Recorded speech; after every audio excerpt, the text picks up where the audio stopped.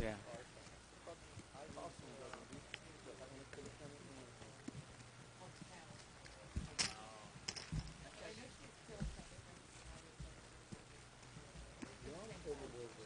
Right. It's just they bring more to the table.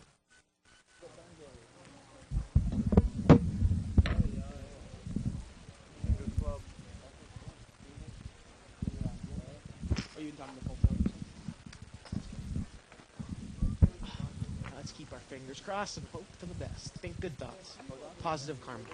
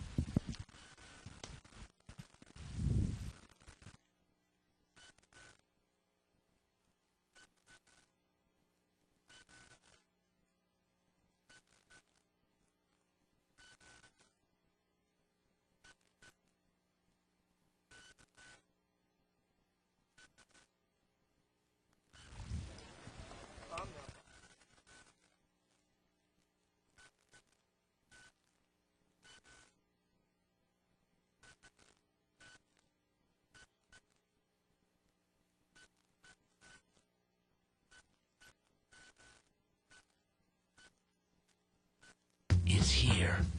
It's big. And it's closer than you think. It's not a tournament. It's what you don't see on TV. The cash is real. The stakes are high. They bet big. They win big. They lose big. High stakes live action poker. Live at the bike. Watch it live on the web. Or play it if you dare. At the Bicycle Casino right here in Los Angeles. Hello, everyone, and welcome to Live at the Bike, brought to you by the Bicycle Casino in Los Angeles, California, the first and only webcast, of real action cash game poker. My name is Bart Hansen, and of course, I am joined by the Tuckster, David Tuckman. And Dave, we are going to be doing a 10-20 no-limit hold'em game tonight. It's an unrestricted buy-in game. You have to buy in for $5,000, and this game's going to be big. I mean, this game's always action. We normally will do this game on a Friday, but we're going to do it on Thursday this week, too. It's great. And it's action. I'm crazy. I'm going nuts, man. I'm so psyched. Poker. It's nutty. I got to tell you, let's get to the action. Okay. You want to? I do, indeed. Let's do it. I'm really feeling it tonight. Yeah. We got a lineup tonight that's pretty wild. We've got, and for some old-time Live at the Bike people, we're talking excitement here, because in seat one, we've got Henry. Do you even know what his last name is? What is his last name? Oh, I'm not even going to attempt. Yeah, I mean, we just call him West Hollywood Henry. Yeah. And that's in seat one. And we'll get to seat one in a second. Seat two, we've got Mo. And should be there in a second. And once again, this is a no-limit hold'em game. Blinds are 10-20, right? Right. There's West Hollywood Henry. And there's West Hollywood Henry. Thank you. There's Mo. Mm-hmm. Seat three, we've got Tony. And that is Tony Favi. Tony is actually one of the nicest guys I've ever met. Really? I mean, he's super, super nice. He's actually made a lot of money in real estate. Yeah. And he's a local businessman. Not much of a player, but he has a good time while he's playing. Seat four, check it out, guys. We've got Gore. And he's back from the dead. There's Gore. Anybody remembers Live at the Bike? There's the way old back. friend we keep talking about, yeah. Yep. Seat five, we've got Havel Abbas. Yeah. And call him Midnight. Having some audio problems. Hopefully you guys can hear us okay. Seat six, we've got Joe Wynn. Action Joe Wynn. Yep. Yeah. Seat seven, we've got Carlos Ramirez. There Now, he is. Carlos, he's got a lot of chips in front of him. I watched him. He won a huge, huge pot right before the show started against Havel Abbas, where he flopped a straight flush draw. He had Jack 10 of spades. The flop came Queen 9 of spades. Wow. And actually turned the 8 of spades. Yeah. So he had the straight flush. And Havel had overpair. Seat 8, we've got George Giorgio. the Poker Greek God. Yep, Greek Poker Greek God. God. Hopefully he won't be the demigod tonight, Dave. Yeah, exactly. And seat 9, we've got a professional poker player, Avo Mangian. Oh, he was on the show last night. Well, there you Now, go. for people who are not familiar with this show, the brown chips are $10 chips, the white chips are hundreds. Normally, players will stack their chips in 20-chip denominations. And, a stack of white is 2,000, a stack of brown is 200. You see a light green chip, it's 1,000, and a light purple is 5,000. We might also see some regular purple chips on the show. Those are $25 chips. Now, it looks like Mo here in the big blind, Dave. He's got pocket aces. It was limped around, so here we go. He's going to raise it up. 100. He's going to raise it up to 100.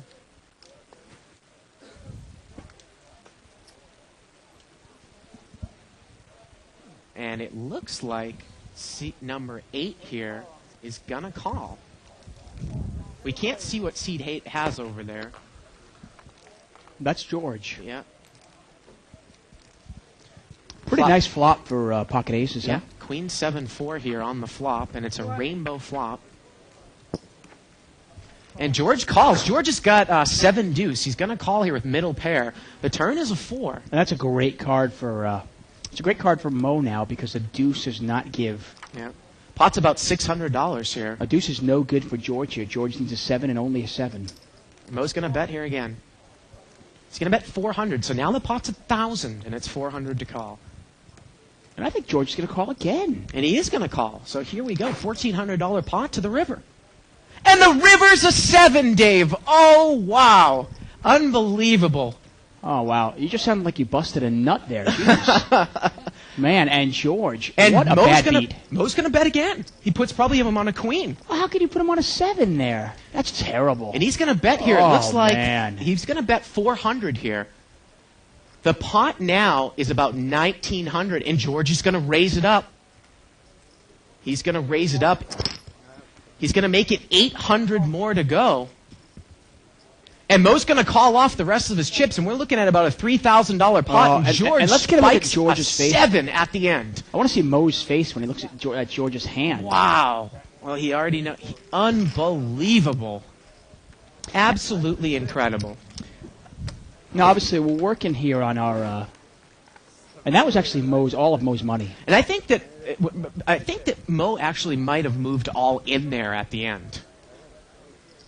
And Mo went, well, actually, Mo bet, George raised, and Mo put the rest in. There we go. And that's about a $3,000 part there that Greek George spikes a 7 at the river at. Yeah. Unbelievable. Now, hopefully you guys can hear us okay. It kind of sounds like we're like in a plane almost, huh? Yeah. Well, But I we're think they working can on that hear right us. away. So if everyone is, again, new to the show, you can follow a live thread that started on the internet by going to 2plus2.com. Go in the Texas Hold'em forum section. Forums, Texas Hold'em, mid to high stakes pot limit and no limit Texas Hold'em. We got moved yesterday, and it seemed to work out good. Wow. And this is pretty exciting. It sounds like we've got at least audio back on our side. Yeah. Looks like we got ace jack of diamonds against 7-8 of hearts here. Good work by our technical staff there. Thank you, Isaac. And Hob has got the ace jack of diamonds. And seat number 9 there, Hob, he's going to bet 7-8. I think he brought this one in. For That's a a tough raise. call for Hobble there. And he did. He did call. Wow. Bet was about 80 there on the flop, and he made the call. The turn's a 9. Doesn't change anything except the fact that it does give Avo an open-ended straight draw, but the queen is no good. And it goes check, check here, Dave. He took the card.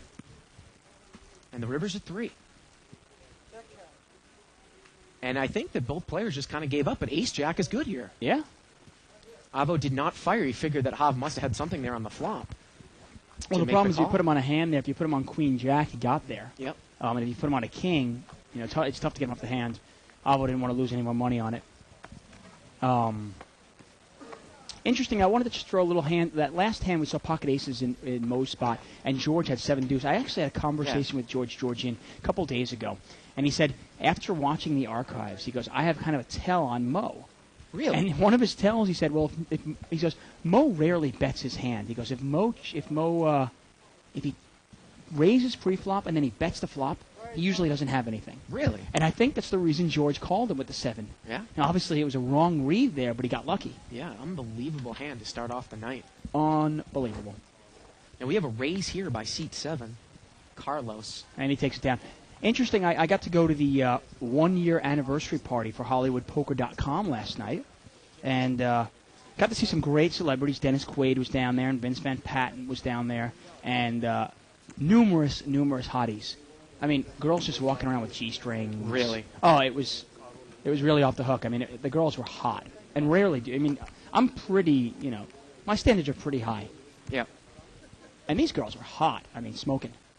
You can also email us at liveatthebike.com if you want to follow. We like to keep the show interactive. So post up on the forum or email us. Dave and I love to discuss hands. And it looks like, they're having some problems with the shuffle machine there, Dave. Happens once in a while. Yeah. So it's kind of cool. So I had some conversations with Vince Van Patten and Dennis Quaid about possibly bringing some of the Hollywood poker players down to Live at the Bike. Yeah. So we can kind of have like a celebrity night. And we'll see what we can do about that. Let us know if you'd like to see this. You can email us at liveatthebike.com. Let us know if that's something that would interest you. And it looks like Avo raised there with ace-3 of spades, and he's going to take it down. Right there. Interesting table dynamic here. We've got Gore. Back from the dead. Gore has not been playing poker for a while. He took some time off and went back to school. Really? But he's back. Yeah. He and Jonas used to be really, really great friends, and I think they had a falling out. I don't want to speak too much on the topic because I'm not 100% sure, but that's what I heard. Well, it's always interesting to also see Action Joe win in the game in seat 60. Boy, he's lost some serious money on the show. We've got, look at this. If you look at this table, you've got a great mixture of some tight players and some bluffers. And when you said Tony, one of the nicest guys in the world, he's a really action loose player that we're in there in seat 3.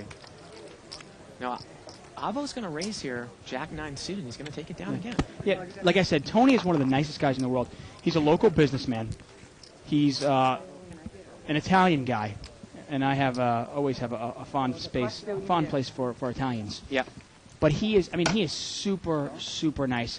He's the only guy in the world. He'll lose $100,000 and smile doing it. He doesn't even care. He has just a good time. Right. Really, really a genuine good man. But and he'll openly admit that he stinks at poker. He's not there. He's just, listen, I'm here. Yeah. I'm here to pay all your mortgages.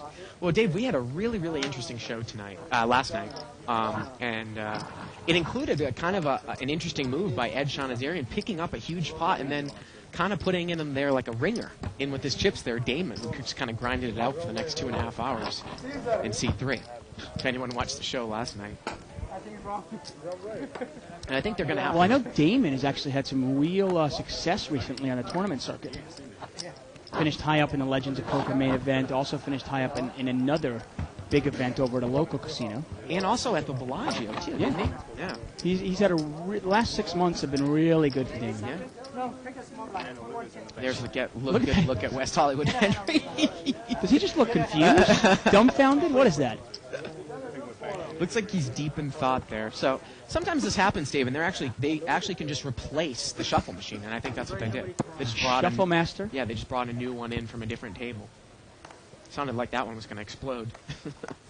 Button is in seat 6. That's Joe Wynn. Yeah. Small blind is our new player, Carlos Ramirez. Don't know much about Carlos. Gore limped in there. We got to see his hand there over there in seat 4. He's got to show us his cards. Flop comes out here. It hasn't been on Live at the Bike in a while, so maybe he's forgotten the way to do it. I can see 1-3 in his hand. Greek Poker God over there in seat 8 has top pair. He did not bet. And now anyone with the 6 would have a straight. Gore's got Queen 3 of spades. And it goes check, check again. And the river's a 5. Well, Joe's got trip 5s now. Wow, look at that. Running trip 5s. And now he's going to bet his 9? And now George is going to bet the 9. He bets 80. And it looks like Joe's just going to call. Well, that's all Joe can do at this point. George didn't bet the flop. He didn't bet the turn. Kind of just got scarier and scarier. And then he bet the river, figuring, well, if someone would have bet the straight, I'd probably have the best hand here. And Joe just called. And I think maybe he figured, maybe a 7 or an 8 will pay me off. Right.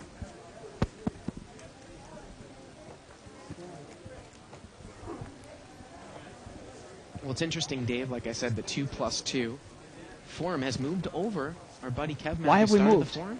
I think it was in order to get more of a poker discussion within the thread.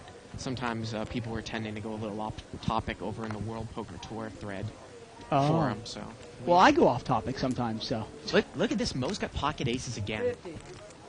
He's going to raise to 50. Now, he rebought for, it looks like maybe 3,000 there, Dave. Going to see a call there on the button. Correct, Bart. King 4 of hearts. And we've got three-way action here. It's a $150 pot. Queen, Jack, Deuce. Mo's going to bet again. Well, Hov's got a pair of deuces with a backdoor diamond draw. It was interesting. Did Mo show the aces when he lost, Dave? I don't know if he showed them or not. He did show them. We're getting word that he did show them. George actually had to show 7 deuce. Right. And, This time nobody calls. No one calls. Well, like always, pocket ace, and look, he shows him again in disgust. Yeah. Well, usually the case with pocket aces, you win a small hand, and then you lose a big one. Yep.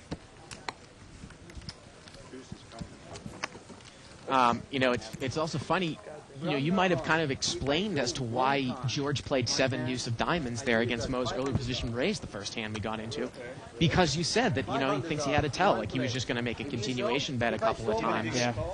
Well, a lot of these players, they watch the archives. Yeah, he studies the archives. And George and Hov actually had a conversation with both those players, and they were telling me that they figured out from watching the archives how to play Mo. Yeah. Well, I guess back to the drawing board, because that one didn't work. I mean, obviously got lucky, but drawing too very thin. Now this pot is going to be limped around here 5 ways, 6 ways. So that's a $120 pot, and the flop comes queen, queen, 8. Mo's flop trip queens. See how he plays it, Dave. Now, I really like Mo's game. The only thing that I'm critical of Mo's game is he tends to trap as well. Like, this is a pretty coordinated board, and he checks it. Now, the turn now is a 9. It's a 9 of heart. And he checked it again. And the river's a club. And he's checked it again, Dave. He never put any money in there with the 3 queens. That's unbelievable. Wow. Nice. They have your 3s right here, man. I mean, was he trying to play a check raise there on the turn and someone was going to bet in with a straight draw or something? I don't know. I got to tell you, I don't know. I'm a little dumbfounded at that. Like I said, you and I have always been a big fan of Mo's game. But to be honest with you, I liked Mo's game 6 months ago more than I like it today. I really do. 6 months ago, he had a kind of like he almost kind of had a screw the world attitude. Right. Like, I don't care. It's only chips. I'm going to have fun. I'm going to throw them around the table, win, lose. And it seemed like he was winning $3,000, $4,000 every night. Right. Well, then, I don't know. It almost seems like he suddenly, now he cares about the money he's losing. Maybe he went into a bad streak or something, and he seems to play a little more tentative now. And, sometimes he has trouble getting away from hands. Yeah. Overplaying some hands, underplaying some hands. I mean, like I said, we don't want to just, kind of praise this guy always and be blind to any problems he has in his game also. Look at this. Carlos raised it to 100 there, and George just smooth called with pocket jacks, and Mo's got ace-king. And he's in the blind, Dave, and I smell a big re-raise coming here. Dave, you and I have I don't just know. watched. I got to be honest with you. I think he's going to smooth call this. All right, we'll see. But look at this, seat 9 re-raised on the button. Avo re-raised with king 6. So now Mo's going to smooth call the re-raise. Yeah, oftentimes I've watched Mo a long time. When he has ace-king in the blinds, he'll raise in an unraised pot. But if it's a raised pot, he often wants to just call and kind of play it slow. See what happens. Now, Joe's got a little suited connector there, 9-10 of diamonds, but he's not going to take it to a raise and a re-raise. And now could George come over the top big here, but he's just going to call. And we've got a $1,200 pot here going 4 ways. Avo's the re-raiser on the button, and his king is dominated. Nice flop for George, huh? Yep. Problem is, George doesn't know where he's at, though. And Mo's going to lead right out. He's going to bet 500 into a $1,200 Now, does George pot. know where he's at, though? Carlos, the original pre-flop raiser, looks like he's going to get out of there with queen jack. Now, this is the kind of thing that George was telling me. When Mo usually bets out like this, he usually doesn't have it. Let's see if he trusts his read, because he's right here. Would Mo bet a set of eights? Remember, Mo had to call a raise and a re-raise, so he's not going to have something like, I mean, I guess 4-5 is possible, but he's not going to have something like 8-4 in the blinds, Dave. Also, I'm wondering, is George more scared of Avo, or is he actually scared of Mo? Because you got to look And at look at that, he mucks it. I'm Yep. surprised. I'm He really mu- surprised. He mucks it. And I mean- Mo is the best hander, but Avo's got a gut shot. Yeah, but I don't buy that play though, because you got to look at this. Okay, if Mo's got a set here, set of 8s, 5s, or 4s, is he going to bet right into it? He might. But what we've seen of Mo is that he doesn't do that. He kind of checks once and gets a big check raise in. Well, I think that you hit the nail right on the head there, Dave. I think George is scared of Avo, what he was going to do. He was the re-raiser pre-flop. Very easy for Avo to have queens, kings, or aces here. Yes, exactly. Now, Mo, if he had queens, kings, or aces, don't you think he's going to repop it pre-flop? You would think so. And look at this. Avo's got raising chips in his hand. He's cutting them out here. What is he going to do? Problem is, Avo's in bad shape here. I mean, the thing about him, too, was that he re-raised only to 300. I mean, it was a $100 raise. He made it 300 to go, and he got 3 other callers. I mean, Mo's got him dominated. And he calls. He makes the call. Yeah, well, he's making a call to set up a move, I think. The turn's a queen, and now he's picked up a diamond draw. Neither player has a pair. And Mo's going to bet $2,000 here, Dave, into a $2,600 pot on the turn. Pot is now $4,600. It's $2,000 for Avo to Well, call. and that's taking all the play out of the game. yeah, because he's pretty much all in here. And to be honest with you, you got to look at your Avo and go, okay, well, if I hit a 7, I'm probably good. Right. And if I hit a diamond, I'm good. Which means because right now he can't think that the king is good, can he? Well, Maybe he does. I don't know. But if you start counting your outs, and it becomes a math problem because there's no way you're going to get Mo off his hands. 9 diamonds and 3 non-7 diamonds because we already counted it, right? So 12 outs here with 1 card to come. 12 clean outs Yeah. that you figure are definitely good. With 1 card to come, you're not getting the odds to make this call. $4,600 pot, 2,000 here to call. Right. You're getting a little bit more than 2 to 1. Yeah. It's not enough. Now, if he thinks the king is good as well, well, then you got 3 more kings. Right. And at least in his mind, obviously, we see the king of spades. He doesn't Right. know that, though. But again, you don't know what Mo has here either. Well, let's put him on the best hand he could have. Let's put him on a set of 8s. I mean, he could have 6, 7, I suppose. Right. But it's a tough hand to put him on. And I think that Mo thinks that he might be getting Avo off of the same hand. I think he thinks he might be getting Avo off of even an overpair, pocket 10s. Really? Well, okay. And Mo's going to take it down there with good aggressive play. And the river would have been a 7. Wow, that's unbelievable. Wow. And that would have been another pad beat, and it would have been the same 7 on the river Yep. to kill Mo. And the interesting thing is that George laid down the best hand there on the flop. Yeah, I got to be honest, I don't like the way George played the hand. Why call $300 pre-flop if you're just going to lay it down on the flop? Right. You know, what, you're calling it just to hit your set? That's an... What? That's a nice tie that you have on tonight. Thank too, you, by the thank way. you. It's my zebra tie. There it is. Zebra tie. Wow, Dave, and we look at this pocket aces again, and this time it's for George and seat 8. Unbelievable here. What's been going on between yesterday and today? Again, you'd think there's a troll in the shuffle machine, but he's not going to get any action with it. He raised it up to 220, Dave, with the aces. Yeah, he didn't want any action there. He just wanted to take it down. And I got to tell you, the one thing on George sits there, and I want to say what night it was. I think it was Saturday or Sunday night.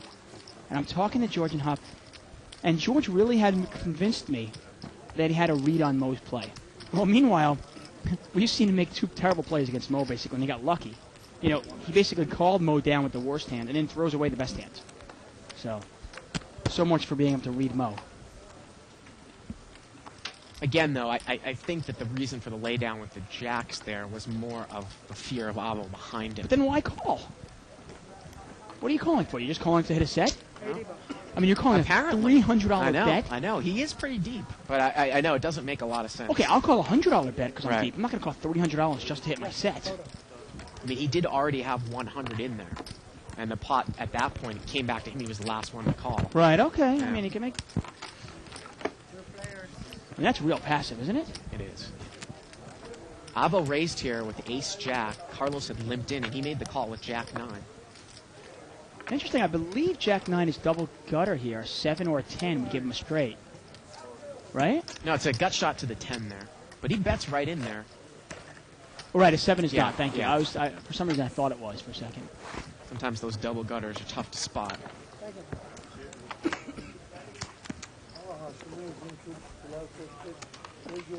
Well, you know, it's also interesting, Dave, that I don't know if you've gone around the high limit, no limit area of 2+2. Read some of the threads in the forums, but we got a lot of very, very well-respected posters to come into the thread that I've never seen before. These are guys that are very, very, highly respected, high limit, no limit cash game players, and some of them said they'd love to come down at some point. Sure, we'd love to have him. Now, West Hollywood Henry is going to come in here. He's got big, slick offsuit. He's going to raise it up to 100. Well, anybody who watches these games wants to play in them. Me and you, Carlos. Now, Carlos, the action's over to him. He's got deuce 3 offsuit, 80 more. and I don't think he's going to play here. I mean, to be honest, it took me about 3 months to finally get Havel, midnight, and seat 5 in this game.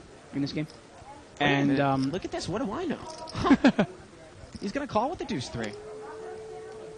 Oh, I was 80, big blind, 80 right? more, 80 more. Okay. It's 80 more because he's the big blind, and we're going to see a $200 pot here heads up. I can check all the way, but it's So up here to we you, go. my friend. Wow, and he's hit a pair, Dave. 10-7 deuce. And it goes check, check. Turns a queen. Check, check again. And the river's a king, and he just let him get there. Ace King. And now Henry's going to bet, and he announces what he has. And Carlos is going to throw it away. Well, that was kind of an odd hand, wasn't it? yeah. So anyway, I was going to say, it took me like 2 or 3 months to finally convince Havel to get on this game. And as soon as he started playing in it, he thanked me. He was like, oh, thank you so much for making me play in this game. You want to mention it? Because the game is usually great. Absolutely. Especially, and the other thing, too, is it seems like the higher the level of the game, the better the game gets. Oh, definitely. I mean, we've seen some of the toughest games be our 200 or 3 to 5 games here on Live at the Bike. 40. Got a live straddle here. Straddle. And the button is in seat 5. So the live straddler is actually George. What is 220 total. Okay, 220. And look at this. Carlos there in seat number 7. He's got ace king, and he's going to make it 220 to go. Yeah. Av's going to call there. Avo with ace jack. And he's in bad shape. Gore calls with queen jack, and Hans in there with pocket 6s. And Dave, we've got about a $900 pot here going 4 ways. Ace queen deuce. Uh-oh. Avo might get himself in trouble here. They both hit the ace now, but Avo's in huge kicker problems here. 500. Carlos is going to bet 500, about half the size of the pot. I love the bet. He just bets it right out. No fear. Let's see what. And look at this. Avo's going to make the raise, and he is in kicker trouble here. Oh, he's in. He's going to make it 600 more. So it's 1,100 total, and looks like Carlos makes the call. Pot's now at $3,000, and we're heads up. Ace jack against ace king. Turns a 7 of spades. Oh, and Avo's in huge problems here. He needs a jack and only a jack. And Carlos is going to bet again right into him. Yeah, he called the raise on the flop, and now he's going to bet right into the turn. And he What looks are like you it's, looking for a safe card? I mean, well, it looks like it's only a $1,000 bet into a $3,000 pot. So the pot's now $4,000. does that kind of 1,000 smell to like a call. little bit of a blocker bet? Like he's putting in a bet that he's comfortable calling? Possibly. Or do you think it's more of a value bet? It's always interesting to see, just a smooth call of a flop raise and then lead right into the turn. Well, that usually demonstrates a lot of strength. If you call somebody's raise and then bet into the raiser again, that usually signifies some strength. Now, again, Carlos raised out of one of the blinds, Dave. I think he was actually in the small or big blind. I think he was in the small blind. And Avo, I guess, had limped under the gun and then called. Well, actually, with the player out in seat 6, Avo is actually the straddle. Straddle, So- okay. Again, it's a $4,000 pot. It's 1,000 to call. And he's going to get rid of it, and it's a good lay now. And Carlos shows it to him. He shows the ace-king.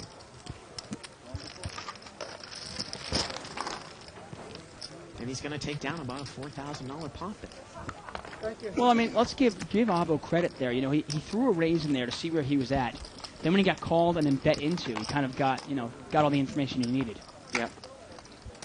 Saw how badly dominated he was.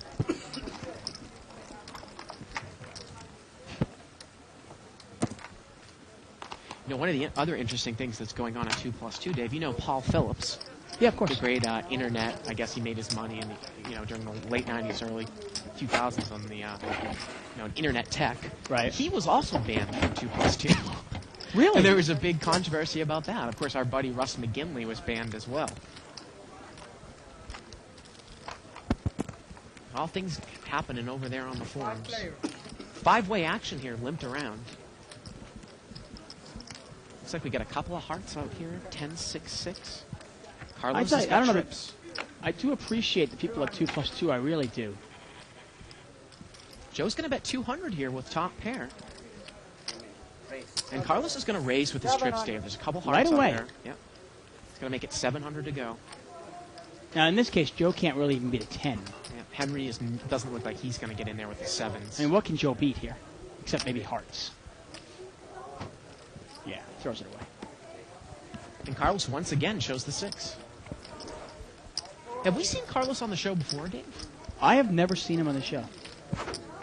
He seems like from what we've seen in the first half an hour of the show, seems like a pretty advanced player. Now, that's going really far for me to say that since I've only seen him play for about a half an hour, but just some of the things that we've seen him do.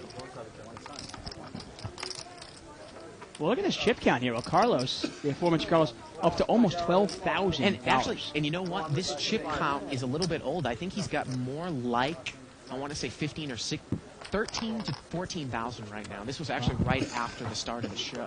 And Mo obviously has more than that. He's rebought, and he's got close to 4,500 right now. Right. 60. Now Gore is going to raise here. Got pocket nines. He's going to make it 60 to go. It's interesting. I really obviously, I really appreciate 2+2, and I love the interactive, the feedback they give us during our show. Right. But it seems like, some of the higher ups there might be just a little anal. Well, I don't know. I mean, Lord, people are talking about poker. We've got a 6-way action here. Gore raised to 60 with his 9, so the pot's over $500. And it comes 10-3-10. Now, no one has a 10 here. It looks like Gore has the best hand. And he's going to bet 200 into about a $500 pot. 400. And Joe is going to raise with pocket 6s here, Dave. Well, it's not a bad flop for 6s. Again, like I said, this is some of the hardest hands to play in No Limit Hold'em, these mid-pocket pairs. Well, Gore's got to look. Okay, what is it likely that Joe has an overpair or a 10? Well, it's a pretty uncoordinated board for somebody to raise it up with the 10. I mean, that's kind of like a reverse advance play because you're going to raise with the 10 thinking that, well, no one would think I would raise with this type of board with the 10. And he throws away 9s. Yeah. And Joe says good laydown, and he doesn't show the hand. It was a good laydown because he needed to win the hand. And I mean, that's a real surprising laydown there. I mean, does Joe raise if he has a 10 there? I mean, he could. But like you said, it's not a coordinated board. Right.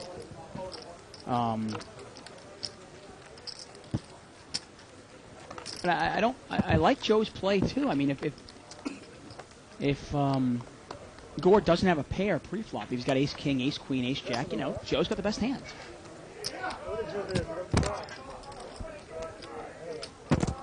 Button's going to move over here to seat 9.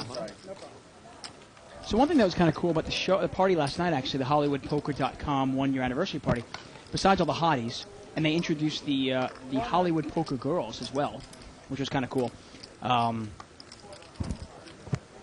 Funny little story I'll get to after this. Button has raised here to 100 with a little gap-suited connector, 7-9 of clubs. Abo loves to raise his button, doesn't he? Yeah, he does. And Carlos is going to call with Jack 6 suited. And George is in there with Jack Deuce suited. Wow. Well, chances are that 7 or 8 are probably not going to hit the flop here, Dave. Well, clubs Yeah, what do you know? 8, 3, 5. And Avo, pretty big flop for that hand. And he checks it in position. The turn's a 9. He's picked up top pair now. He's got top pair. He's got a flush draw. He's got a straight draw. I mean, was his hand that strong that he wants to induce a bluff here and make a move here on the turn? I think so. And Carlos is going to bet here with a gut shot 200. Let's see how Avo plays it. He's going to raise. Looks like 300 more, so 500 straight. And He's going to take this down, fold. I think, yeah. Dave, the way that this table is playing and the nature of this table, it seems like we've got a good amount of loose. Oh, excuse me, he makes the call. I'm sorry, I thought he mucked a hand. Wow. And let's see the river. The river's a deuce. And it looks like Carlos is just going to give up here, but Avo's going to make a bet. Well, do you think Avo think he needs to bet? I don't know. Well, You know, those are the types of hands, it's interesting, on that river that I might check the 7-9 down, Dave, because there's a lot of things that you don't want to take a heat if you make a good bet there on the river with a big check raise from the guy from up front as a check raise bluff. Right. You might just want to check that one down right behind well, if you him. think the guy's capable of doing that. Yeah. No. This is what I was saying was this is the type of game that reminds me of old school live at the bike 5, 10, 500 days. We've got a good amount of smart but loose aggressive players here on the table. Yeah, this game should be great. Yeah. And we just started our show. We've got Yeah. another 2.5 hours of action. Good loose aggressive play. Once again, you are watching Live at the Bike. I'm David Tuckman here with Bart Hansen. We're watching No Limit Hold'em. The lines are 10 and 20. Minimum buy-in is 1,000, but each player has looks like much more than that. Thank you. Thank you. Four-way action limped around here. Ace 9-4, $80 pot. I think George's got the best hand here with 9-7, huh? Second pair. He's in position. Looks like he's going to bet. 120. 120. And the pot's about, what, the pot's about 90? Yeah, 80 to 90. Yeah, he's going to take it down. Now, interestingly, one of his funniest thing, I went to college with a guy named Fred Muller, okay? His younger sister is a model. So last night I'm at HollywoodPoker.com, the party, and just randomly, I mean, talk about a small world. I mean, I went to school in upstate New York, okay? And this guy, his sister is Miss September of HollywoodPoker.com Oh. girls. Oh. Random world there, Had huh? you knew his sister from before? No, I never met her. But I, you I always heard how hot she is, or how Oh. this, or how this. Oh, my sister's a model. Okay, yeah, sure, Fred, whatever. I mean, because if you've seen Fred, I mean, Fred Muller, he's one of the ugliest guys in the world. I mean, he's really hideous. It's amazing that one guy could be so ugly and his sister be so hot. Avo is raised here. We can only see one of his cards. It looks like it's a 10-9, I want to say. He made it 140 to go, and Hob is going to call. Hob's got pocket sixes. Ace, King, Jack. Not a great flop for pocket sixes. Avo has 10-8 offsuit, Dave. Oh, pocket six is still in the lead here. Well, I think this is a great flop to lead into if you're a pre-flop raiser. 250. He's going to bet 250, and yeah, Hob's going to be done with it, even though he has the best hand. Now, I've actually had a lot of outs, though. Any 8, any 10, or any jack. I mean, any queen, sorry.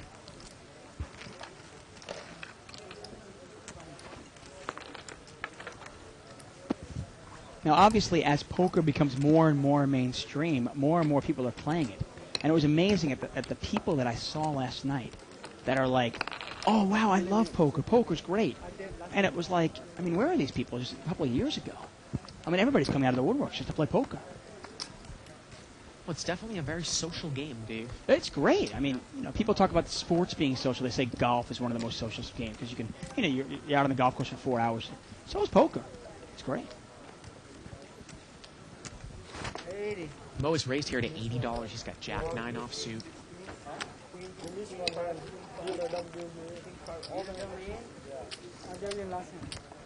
And he's going to take it down there. Now, we had a little odd introduction in the beginning. I'm sure everybody heard me, but let's just go through it really quick. In Seat 1, we've got West Hollywood Henry.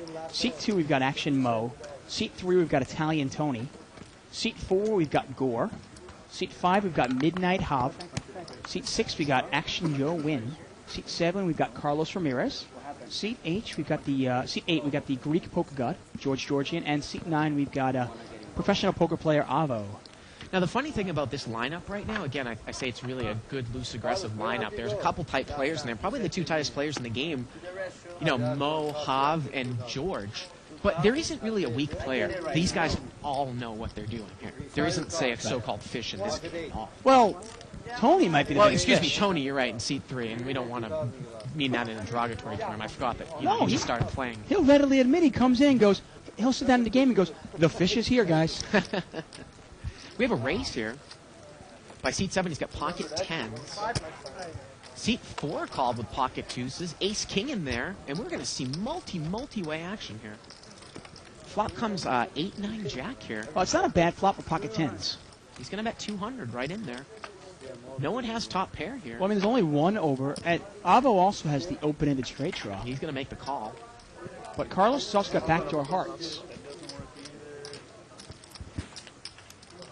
We're heads up here. Pocket tens against ace ten. Here we go with the turn card. And the turn is an 8. And Carlos is going for some more white chips here. I like the bet again by Carlos. He's going to bet 300. You know, with a flop like that, you can't instantly be scared that, you know, oh, he called me, he must have a jack. Well, it's kind of a small bet. It's about a $300 bet into maybe a $700 pot. But remember, he bet $1,000 into a $3,000 pot with ace king. Right. So the pot is now $1,000. And Abo's going to call. So we got a $1,300 pot. Oh. The river's an ace. wow, and that's a terrible beat. I mean, only an ace gives Avo the win here. And Abo's going to bet again. He's going to bet 300. Kind of another small blockish style Yeah, bet here, Dave. Definitely. Kind of. I hope I can just see the get a showdown here. And it looks like Abo might raise here. Well, let's see. I mean, does he have a raising hand? You think? I don't know. I mean, this guy could easily have ace jack, couldn't he? He's just going to call, I was gonna say. and he's going to take down. No, just fine. No, he just called. He just called. He didn't raise. Carlos thought he raised, and Carlos was going to make a little mini raise call, but he just called. Hey, look at Avo. Okay, I raise, then I raise. Yeah. And again, I might get back to the fact there, Dave, that I think Carlos was a little bit scared of the board because he didn't bet enough to get a hand like ace-10 out of there on the turn when it got heads up. Yeah. You know? Well, since he didn't have a jack, I mean, there's just a lot of hands you go, you know, how much heat can 2 10s take? They have to flop it or just pay it off until you hit it. And Avo was kind of remarkably quiet yesterday. Takes down the pot.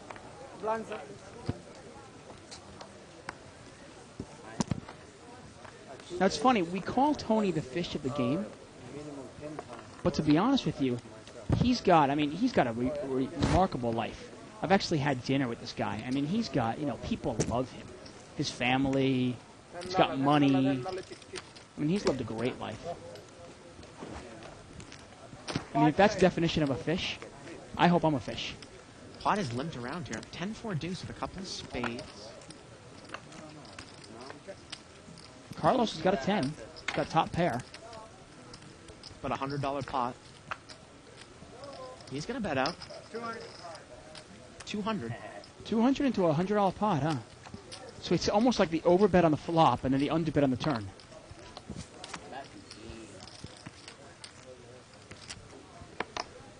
Kind of an interesting strategy. A lot of players like to underbet the flop and then overbet the turn after that once they get it down to a couple of players. Well, Joe's got a little piece of this, Dave.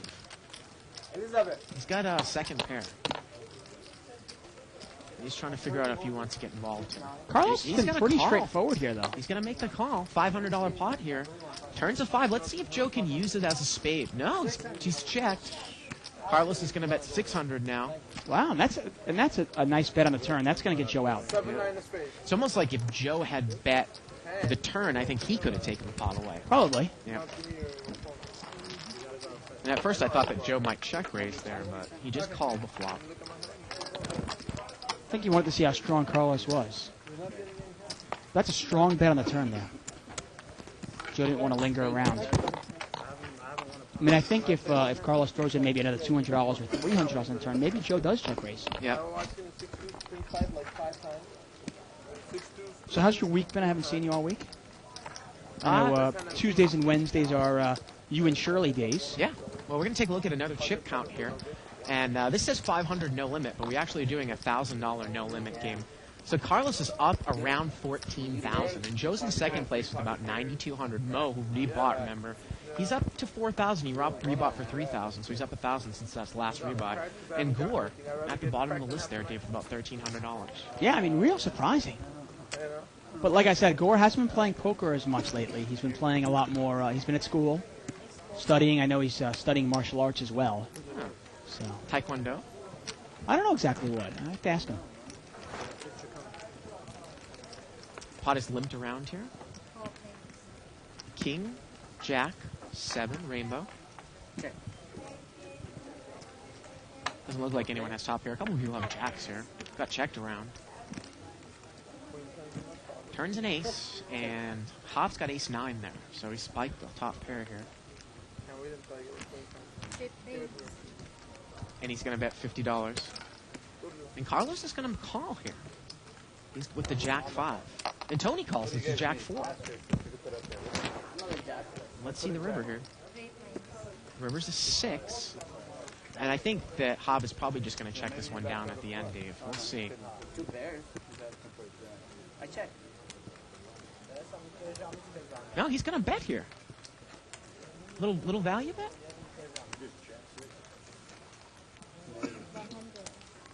He's going to bet 100 here. But I believe he got it. What is it for you? Something. Well, if he puts these guys on a Jack, You put him on a king, why not? Yeah. Right? he's going to take it down.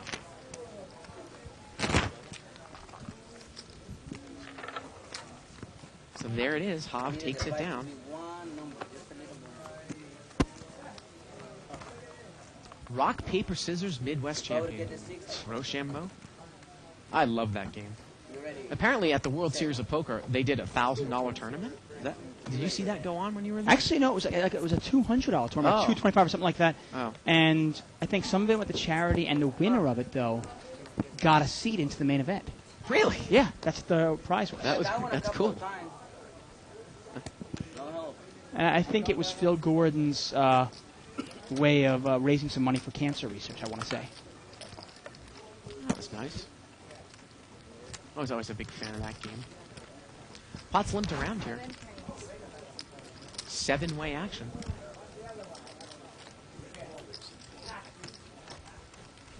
King 5-7 here. It looks like seat 8 there. George has got King Queen, but he checks it from up front. And Gore, he's going to bet. He's got bottom 2 pair. And Joe calls with ace-9. He's got the nut flush draw. Carlos is gonna calls, call. too. What's Carlos in there with? 6-9 of clubs? Calling with a gut shot? Gore's in the lead here with 2 pair. Wow, I mean, how do you call with a gut? How do you call with a gut shot when you have no hearts in your Well, hand? let's see how tight George really is here. Is he going to make a check raise? He checked it from up front with the king queen, and he is, and he's in trouble here. He's going to make it 500 more, 700 straight. Now, so this is the interesting thing now. Now, if Gore moves all in, which he's going to do, Yeah. now does Joe have the odds to stay in there with the nut flush draw? Because now he's getting his 2-1 on money. Well, I don't think that Gore he's all in, but he hasn't made a raise, Dave, which would open up to a re-raise. So Joe could safely call here and not have to worry But he about knows he's only getting 1 card. Right. He's getting 1 card. Now, there are 2 players in there. So how much is, we got the $500 re-raise. Gore calls for, 780. 780 for you. he's got 280 more, Dave, so it's 780. So that does open it up to a re-raise, right? If he makes it 280 more, is that Well, right? what was the original bet? It's $500 raise. No, what was the original bet? I'm not sure what it was. The A original bet was $500 200, raise. yeah. So then, no, the 280 does not open it up. Oh, you're right, because Yeah. he's called. Yeah, but he's called the 500 and made it 280 more. Isn't that more than 50%? No, that's only in limit. Limit hold'em, that's it. It's got to be a full bet more. Exactly. In no limit, it has to be a full bet more. In limit hold'em, if it's more than half a bet, it's reopen the bet, and you can complete it. If it's under than half, you can complete the bet. If it's more than half, you can raise it by another unit. Well, George is going to call, Dave, and we've got a pot now that's about $3,000. Now, Joe needs a heart or an ace right now, or George is going to keep going in, isn't he? It's about a $3,000 pot, and there's the ace. Oh, man. There's the ace. And that was another one of, hey, Joe had a lot of outs. He had 9 hearts plus 3 aces. That's 12 outs. Now, these guys are on the side here, and I think that George is checked. Well, if George checks, to me, you got to protect your hand and you go Yeah. in there. Yep. Because you don't know what Gore has. About 3,000 in the main here. I mean, do you put Gore on 2 pair? You don't know. So they're going to build a side pot here. Let's see what Joe bets. He's got top pair with the nut flush draw. And I mean, George is in really bad shape here. He pretty much needs a queen. That's a queen or a king, but a queen can't be a heart. Looks like it's a $3,000 bet here on the turn, Dave. So that's about a pot-sized bet. And if George thought that Joe might be on the nut flush draw, well, he just hit his ace. Well, yeah, that's one of the hands you got to put him on. You Yeah. got to say, okay, what does he have? Yeah. If he didn't have any beat before, So well, he needs a 9, an ace, a king. Or king. And the river's a queen, and he escapes. And the Greek poker god would have made kings and queens at the end. And he's real upset. Yeah. Well, you know what? Gore should really thank Joe Wynn there. Right. Well, yeah, but that, Yeah, you know, look at him. Let's see what he says here. he said king, queen. But you can't fault. Joe has to bet there on the side. No, he does. But let's look at him though. Gore's got the best hand, right? Let's hear. I get lucky. And he's upset at Joe for protecting Gore's hand, but you can't blame him for that. No way. What is Joe going to check and then let George get there with king, queen? Are you kidding me? Well, in the end, you think about it, Joe had to improve anyway. Right. So you go, okay. The problem is, though, is it actually gives Joe more outs by getting him out, because if a king falls, Right. Joe's hand is also good because his 2 pair is higher. Absolutely, in that situation. It's great. He also doesn't know what Gore has. Right. Gore could have He hearts. doesn't know Gore has 2 pair. You know, Gore could have a king. You missed it, dog. You missed it. I got So Gore takes down about a $3,000. I mean, it's not a tournament where you're trying to eliminate something. It's cash Getting game. back to that re-race, Dave, so it's got to be the full amount? Because call me naive, but I've been in, maybe it was restricted buying games where it's been called, if it's 50% of the race, it opens it up to re-race. You know, we should get a definitive ruling from our foreman. Obviously, you know, different places are different rules sometimes. Let's get this hand real quick. 986. Hobbs open-ended here. And it was limped around pre-flop. A lot of conversation about that hand. Yeah. And Gore triples up on that one. Wow. I should have seen your snake. I mean, Gore just won about $2,600 in that one pot. He's up to almost 4,000 now. We got a bet here. I believe it was by Carlos with Jack 8. He must queen king. The river is a queen. Yeah, he bet 40. I win. And Hobbs, he's going to make the call with the open-ended Ha, stretch, ha. it looks like. You like that, 7-2? So we're heads up. Turn to queen. The problem was I didn't see your chip stack. I should have left enough where you could re-raise and I can re-raise. Well, that's what George is talking about in the previous hand. And there's the rivers of 5, and that's the straight there for Hobbs. Yeah. If I wasn't running so And now he bad, checks I it. would have pushed it, but I was running so Wow. bad I had to play the hand, so I just said all in. Maybe possibly trying to induce a bluff. But anyways, to get... Anyway, okay. What I was going to say was, Yeah. from what I've understood, at least the rules here at the Bicycle Casino, and I think they're across the board, but you never know. Some casinos obviously put their own rules in there. In limit hold'em, Right. if I were to bet 20 in a 20-40 game, Right. you made it say 25, the next player could only complete it to 40. Right. Okay. Now, if I made it 20, you made it 30. The next player could raise actually up to 50. Right. One more unit in a 20 game, say 20-40 game. Now, in no limit hold'em, from what I've understood in the cash game, you need to actually raise the full amount. So if I bet 5, if you bet 5, and I throw in 20, essentially raising it to $15, okay? And the next guy moves all in for $3 more or even $8 more than that individual bet, it does not reopen the betting. It has to be the full raise, but we should get that clarified. Yeah, because from our like I foreman. said, I was under the impression that it was as long as it was 50% of the bet, which when he made it 280 more, that it did reopen it. But we'll see. We'll find out. Well, you know what? I've been downing these Red Bulls and this Bicycle Casino water. Yeah. So in a few minutes, I'll probably have to go pee, and when I go pee, I'll find Todd, who is our dealer trainer, Yeah. and he's our he knows all the rules, obviously, because he teaches the dealers the Yeah. rules. And I'll ask him, because I want to get the exact ruling on it. Well, George said that he made a mistake because he shouldn't have raised enough. And look at this. Tony's flop. He's got trip 8s here on the turn. And it was checked around, and Henry's going to bet 50 here with ace-4, thinking his hand is good. Let's see what Tony does. Yeah, if George raised less, and then Gore had made a full raise in there, George could have re-raised and maybe gotten Joe off the hand, but we've seen Joe before. Joe calls sometimes on draws. Tony has raised it up here to 250. Pretty straightforward. Haven't heard much from Tony here. Let's see what Henry does here. Well, I mean, Tony, he doesn't have much. He doesn't even have a king. No, he's just got ace-4. What can he beat? What can he beat that Tony would be raising? Right. Yeah, I think he's going to get away from it. Well, it's interesting to say, Dave, that George said that. He obviously, I don't know if I didn't hear him ask the dealer, but he was under the impression that he couldn't re-raise. Right. So, That is generally the rule. Yeah. And it's basically because, if I raise it up 200, and then you put 200 plus 5, and then the next player you got to be careful in terms of reopening the raising. Reopening the betting, that is.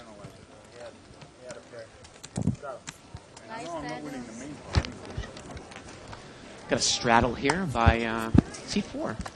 Once again, if you have any questions or comments, criticisms, if you want to call us an idiot, feel free to email us at liveatthebike.com, or you can do it on 2plus2.com. I think what do you got to check? Go to forums, go to Texas Hold'em, mid and high limit, pot limit, no limits, and then go to the Live at the Bike thread. Yep. Okay, cool. Pocket Jacks over here for seat 9, Avo. The pot is straddled, so there's a lot of dead money. I imagine he's going to put in a pretty good raise here. Now, yeah, well, this is all limping around now. So in this case, you go, okay, my hand's probably the best hand here. Yeah. 240. And he's going to make it 240 to go. Well, you think about it. I mean, there's probably $200 in dead money there. He wants to pick it all up. Yeah. And I think he might. Joe's got ace-10 of spades. And He's going to call. He's going Wow. to call out of position here. Yeah, I mean, that's gambling. Calling with ace-10 of spades Look at out of Carlos. position. Do 7 off. Dude, he's going to make the call, Dave. Wow. Oh. Well, now George, who's probably automatic, it was an automatic fold before, now he's looking at it going, man, should I call with my little connector? Did he say he was going to raise? I think he said raise, Dave. I think he's pulling the limp re-raise. And he's got white chips out there. Maybe he thinks it's bluff night. Well, the thing is that there's so much dead money in there now. There's like $1,000 in dead money now. It's not so dead, though. Avo's got jacks. And George is going to make it. It looks like another 800 to 1,000 to go. I got to tell you, though, do you believe this, though? I mean, let's think about it. If he has aces, kings, or queens, is he really going to throw in $40? Right? Is he going to smooth call 2 limpers? Remember, he's in the big blind. Or the small blind, I want to see. One of those. No, George is out in the field. He's in mid position, and he just called Yeah, a I couple don't- of limpers. So I see what you're I mean, if saying. it was a limp under the gun, Right. you might buy aces or kings, but it's Right. not that case. There's no way he plays it that way. Right. He's made it a 900 more here. Where exactly is the button? Button is in seat 1, Dave. So he's in the cutoff, and he limped. You're right. You just don't buy it. I don't buy aces, How could he kings, or just queens. limp and then and expect? Well, excuse me. He's in the cutoff -1. Expect the cutoff of the button to raise. Right? No, you just can't. I don't believe it. Especially there hasn't been that much raising. And look at this. He's going to come right over the top. Avo smells it here. The pot was 2,000 before that raise, and Avo's going to make it. It looks like another 3,000 to go. Well, there. Excuse me. There's the 1,000. So 2,000 more. And Avo's got to love him because Avo just Yeah. Avo had to dodge ace-10, the Yeah. deuce-7. So now the pot's $5,000 pre-flop, Dave. 2,000 to call. And I would imagine Avo's going to take this down right now. Yeah. Right now. Again, I think this was I definitely. don't think George is deep enough to call $2,000. You made a great point. I think this is definitely a mistake by George. How? Cutoff -1. Are you going to smooth call a couple of limpers in a straddled pot and depend on the cutoff or the button to raise? Now, if this was a kind of thing like, let's say Jesus. People that don't know, Right. Jesus is kind of our crazy Friday night player. Right. Or, Corporation Mike, another crazy player. And he's going to get rid of it. Right. Let's say there's a lot of raising going on in the straddle spot, and you knew the straddler was going to raise. Right. Well, then you could limp in with aces or kings, counting on a raise. Right. But in this game, there hasn't really been that. So I don't think you do that with aces or kings or queens. I just don't buy it. Obviously, we're privy to that information and we see it, but also knowing George, is George going to do that? I don't buy it. And Avo's got to love it because he threw a $200 raise in there, got called in 2 spots, then he gets raised and he wins it all without even seeing a flop. And now if the button, we got word that the button was in seat 1 that hand, so that means that Gore was in the straddle spot, and Gore's been quiet all night, so you're definitely not looking at a player, like you said, Jesus, that you're going to automatically have a raise out of the straddle spot. You've got Mo in the small blind, Henry on the button. No, there's no automatic stuff there. At this table, there's no automatic anywhere. Yeah. Nobody's been really out of line with their raises. And Avo picked it up right away. He just didn't buy it. Now Tony in the small blind, he's got pocket kings. And you look at that, and you got to love it when you can pick up when you can pick up about $1,400 without even seeing a flop.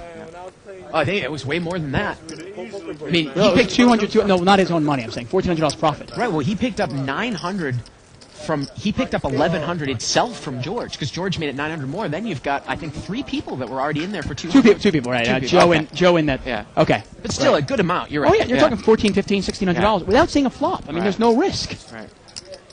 So Tony's got pocket kings here in the small blind.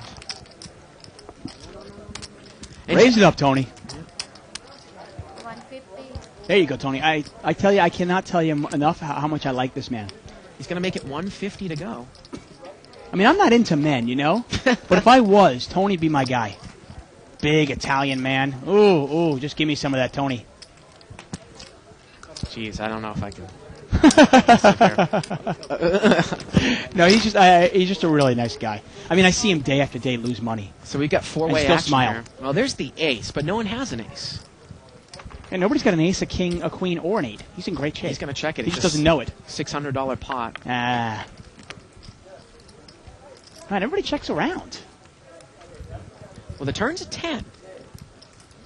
And kings are still in the lead here. And he's going to bet 300. And it's funny, George has actually got a double gutter here. A 9, and he had it before the 10. And he has a pair. A 9 or a king would Yeah. have given him a straight. Now he's got a pair. He's got a double gutter and a pair. And you know, Tony's kind of played it like I have a monster like pocket aces or I have pocket kings. Right. Exactly. Now, let's see what George does. I'm actually surprised George didn't take a shot at it on the He's flop. just going to call. George just calls. Horrible, man. I just didn't want to go right And the here. river is a 7, and that's not going to do it, folks. No, it's a third spade now. Let's see if George can use that third spade as a scare card. I don't know if Tony's paying attention, though. Tony checks. Yeah. Well, George could really make a bet here. I mean, you got to The think problem that is- you're losing. See, this is the player now. You got to play Tony, and I don't know if Tony gets away from this no matter what. Really? Okay. This is where Tony. If you Yeah, ever play, George just gives up there. if you play against Tony, you're not going to make money Yeah. bluffing him out. Yeah. You make money on Tony by value betting. Yeah. You know, if you have Ace Jack there, you keep betting because he'll keep calling you the kings. But that was, again, like against some, an expert player. I mean, you couldn't have seen a better river card. I mean, George did play a little passively throughout the hand there, Dave. I mean, if George wanted to take the pot away, Yeah. he's got to bet it right on the flop, and then maybe Tony throws it away. But that's pretty much the only chance. And he thinks about it for like 3 seconds. The over-under's bet too, so.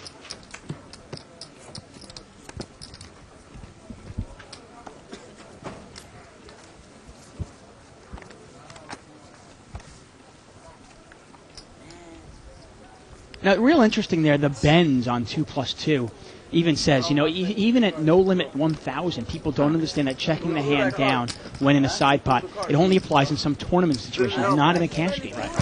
Unless you're in a cash game with your buddy and you're like playing partners, Right. which obviously we don't advocate. Well, the other thing, and I'll get to it about side pots after this hand, Dave.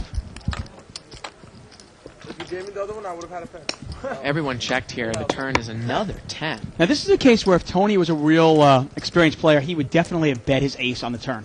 Well, now Gore is going to bet it with King 4 here when an ace appears. And Tony, I mean, he's got the ace. Well, Gore's probably thinking to himself, I got the nut, no pair. Tony's going to raise. And I think Gore's going to get away from this one. And I wanted to get back to the side pot thing there too, Dave, is that if you think that Gore might have been going all in with a draw, if you thought that was a possibility, and you thought if you were Joe that maybe, and this hand didn't really play out this way, but I'll give you an example of a situation. You think that somebody who's in a side pot with you is lingering around with something that's weaker than top pair, and you've got, say, like a couple of overcards, then there's value in trying to get the bottom pair out of there and winning the main pot against the guy that's just on a draw. Oh, yeah, well, Yeah. you have no idea what Gore has. Right. And in the end, you've got a pair of aces with a heart draw. Oh, that's, yeah. Yeah, it's a no-brainer to bet it. Yeah. To be honest with you, I might have wanted to even bet less, thinking, if Gore's got a set or 2 pair, and if I don't hit my heart, I can't beat him. Yeah. So maybe I should just bet a nice little small value bet, keep George in there so I can actually make some of my money back. Right. What is that? I mean, haven't you ever done that where you kind of know you're beating one spot, but you keep betting, hoping the third guy will keep calling you? Yeah. Give him a chance here. Give it to me. Thank you, sir. I was just gonna leave it there, though. Now the button is over there in seat 4, Gore. Pot's been limped around so far. 100. And we get a raise here by the big blind. Carlos is going to raise it up. He's got pocket 7s. It had 100 to go. And it looks like he's going to get called in multiple spots. I mean, we're talking about 1, 2, 3, 4, 5, 6-way action here. So it's a $700 pot. Carlos, the raiser out of the blind. Here we go. And there's a set of 7s right off the bat. Queen 8-7 with a couple of clubs. Carlos is going to bet 200. Again, a little bit of a weak bet here. Pot's about $600, and he's got a monster. Avo's not going to get involved with pocket sixes. Viva Mexico. And Gore's going to call with 8-10. Shit.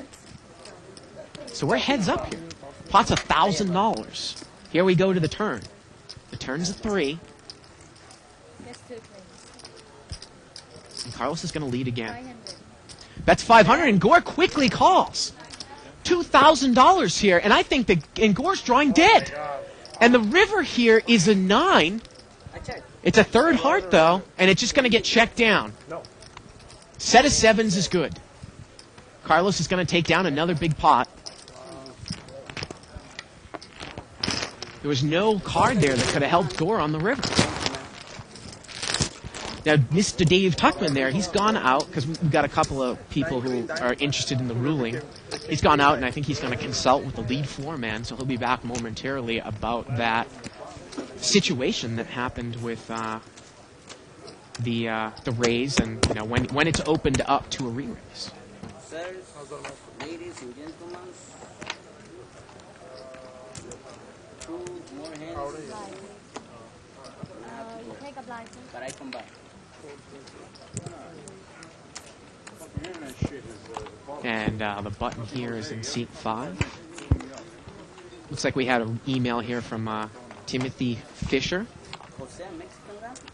Thanks for the email, Timothy. He's putting in his 2 cents. He thinks it's a 50% raise, opens it up to a re-raise. And we have an email here from Ramsey Serbin, who says, is there any way to add some graphics regarding pot sizes and where the button is?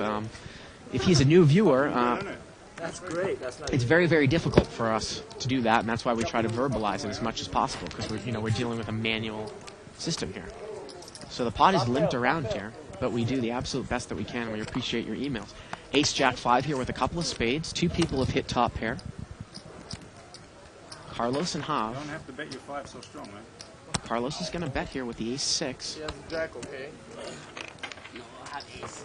All right, I'm gonna ask. He's gonna bet 100. So he can piss in his pants. George, lay down your hand. I got a 5 though. I know you have a 5. And Hav is going to make the call here, looks I have like. the ace. Now, chances are this pot is going to get chopped up. 2 plays. Well, the turn's a deuce. Not yet. It's a third spade. Carlos has got these 6 of spades in his hand. Check, check. And the river's a 10. And Carlos is going to win it with a flush. A jack-high flush with the 6. Yeah, you have ace 6. I got you dominated and you stuck out. And there it is. And if that 10 was not a spade, they would have chopped it up with aces. With a... Actually, it would not have been a chop, excuse me. The 2 saved Hav. He would have taken it down with aces, jack 10, 7 kicker. Then at the first hand, he gets more. So Carlos needed that card there at the end. Man, Nice standard. back on the game. You want to in? Where's my hand?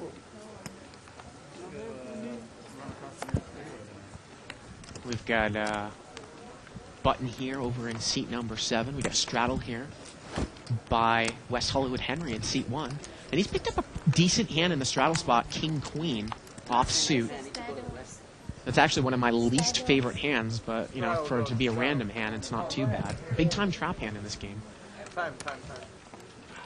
Couple of limpers, and we know how people love to raise out of the straddle spot. Let's see what Henry does. Looks like let's see here. We should put Yep. fortunes right here or something. Raise. Here we go. He's going to raise it up. 170. He's going to make it 170 to go. 170? And it doesn't look like anyone really can call here. If Ava wants to get a little tricky, he is out of position, though. 170 more. You need a tool. Joe's out of there. Carlos with the Queen 4 off It's the suit. last hand, so I go. Where you going? Wow, Carlos is going to make the call. I have to go do something. He says it's his last hand, and he's going to gamble it up here. And he's badly dominated. And look at that. Avo has one of his 4s. When I come back, I just need to go like for 2 hours. Now, he does have position on Henry. But it looks like Henry doesn't have many more chips left. Okay, sir. And he might play a little stop and go here all in. And look at that. A 4 comes out. Go ahead, my friend. Unbelievable. Carlos is going to bet 350. And actually, you know what? Henry has position on Carlos. I guess Carlos is in the... Okay. No, wait a minute. No, he doesn't. Carlos is on the button, and Carlos is going to lay down the 4.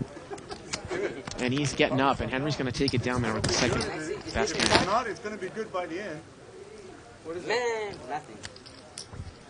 He had you beat, man. So, Dave, you're back. I'm back. Who did you go and ask? I asked our actually the head floor man on staff. Yeah. Who, if in case of any ruling, he's actually gets called in. Yeah. I am. Hey guys. And it's an interesting ruling. It might actually take a couple of minutes to explain. So when we get a couple of minutes in break, I will explain it as best I can. Well, the button's going to move over here to seat 8. Looks like Carlos is going to get up and leave.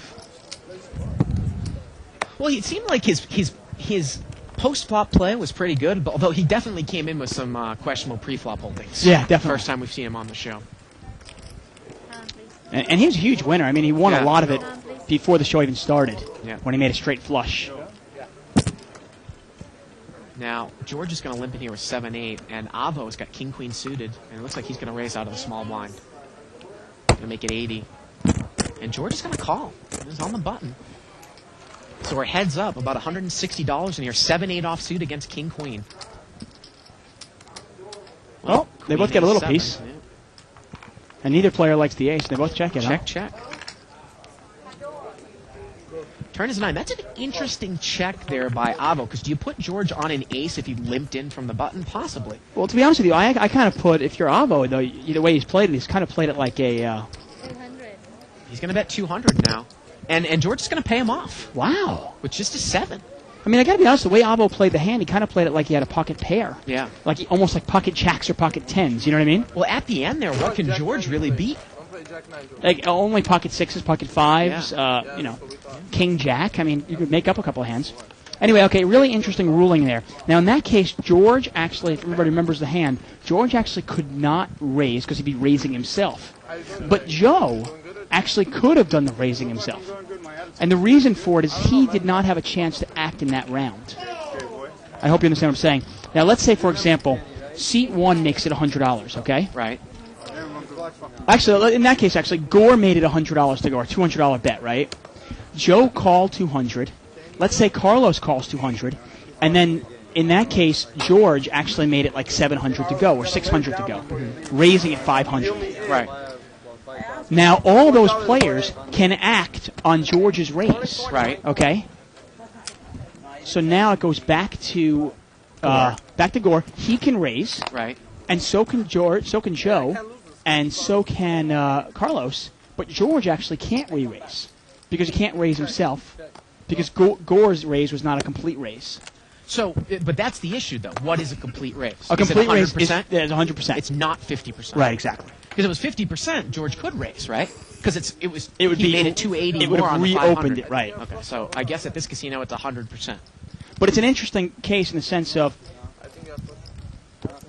I get a bet here by Joe with ace-7. It was limped around pre-flop. Joe's going to bet 200 here. And Hava's going to lay down the king-7. But an interesting thing, let me just throw something at you now. Like, let's say George had originally bet right out, and he bet 400. Got called in 5 spots, and then Gore moved all in for, say, 680 total. Okay, so calling the 400 and raising it another 280. Yeah. Nobody could re-raise. Because Because they it's would not have a full all... bet. Right, and they all would have acted on the original raise. Because, and if you ask the head foreman, that's how it works here. I just could have sworn that in other places or maybe at other times that I've seen it where they used a 50% thing. But that's very good information to know. Yeah, it might be different in tournaments. different We'll in have to- tournaments, We'd maybe, have to too. ask, our Yeah. tournament director, Danny Williams. Yeah. If we can get him away from the food, we can ask him a question. But in terms of cash games, Yep. this is how the Bicycle Casino does it, and the Bike is probably pretty much one of the biggest poker halls in the world. So, pretty safe information. Yep. We got 5-way action here, and the pot was limped around. And it was actually a straddled pot, so we're looking at a double-sized bet here. It's a $200 pot, 5 ways, ace-8-4 here, a couple of spades. And is Carlos back? I thought Carlos was leaving. He's going to bet on the 4. It looks like he's got the best hand here. Actually, you know what? Henry's got an 8 over there in seat 1. He's on the button. He's going to make the call, it looks like. $140 bet. If you think your 8's good there, why not throw a little raise in on the button? Yeah. Check it Yeah, all right. I think I have the best hand. And I think they're going to... And Carlos wants to check it down the whole way. Wow. Well, he's got backdoor spades. Well, there's the king. Oh, wow. Check, check. Backdoor spades. And the river is an ace. And aces and kings here. Going to take it down. And he's going to win And Carlos another takes one. another pot down. Wow. Now, Dave, while you were out of the room, and some people, like I said, because we've moved forums and we're Right. into a new forum, I can see that there are some new people to the show. And we welcome those new people. Absolutely, but a couple of questions are coming up here. Somebody suggested, well, why can't you put up pot size? Why can't you put up a graphic about where the button is? And again, it has to do with the fact that we are all doing this totally manually. And Yeah. it's just one person that's putting up the cards. Right. And it's just not possible. Believe me, we would do it if we Right. could. And there's a little chip count Yeah. there. Not much movement since the last chip count. Yeah, you better remember, we are live. Completely Exactly. live. We are Completely live. unedited, unscripted. And even if we had the capability to do it, Dave, I think it might even clutter the screen live. You know, it's just really difficult to do.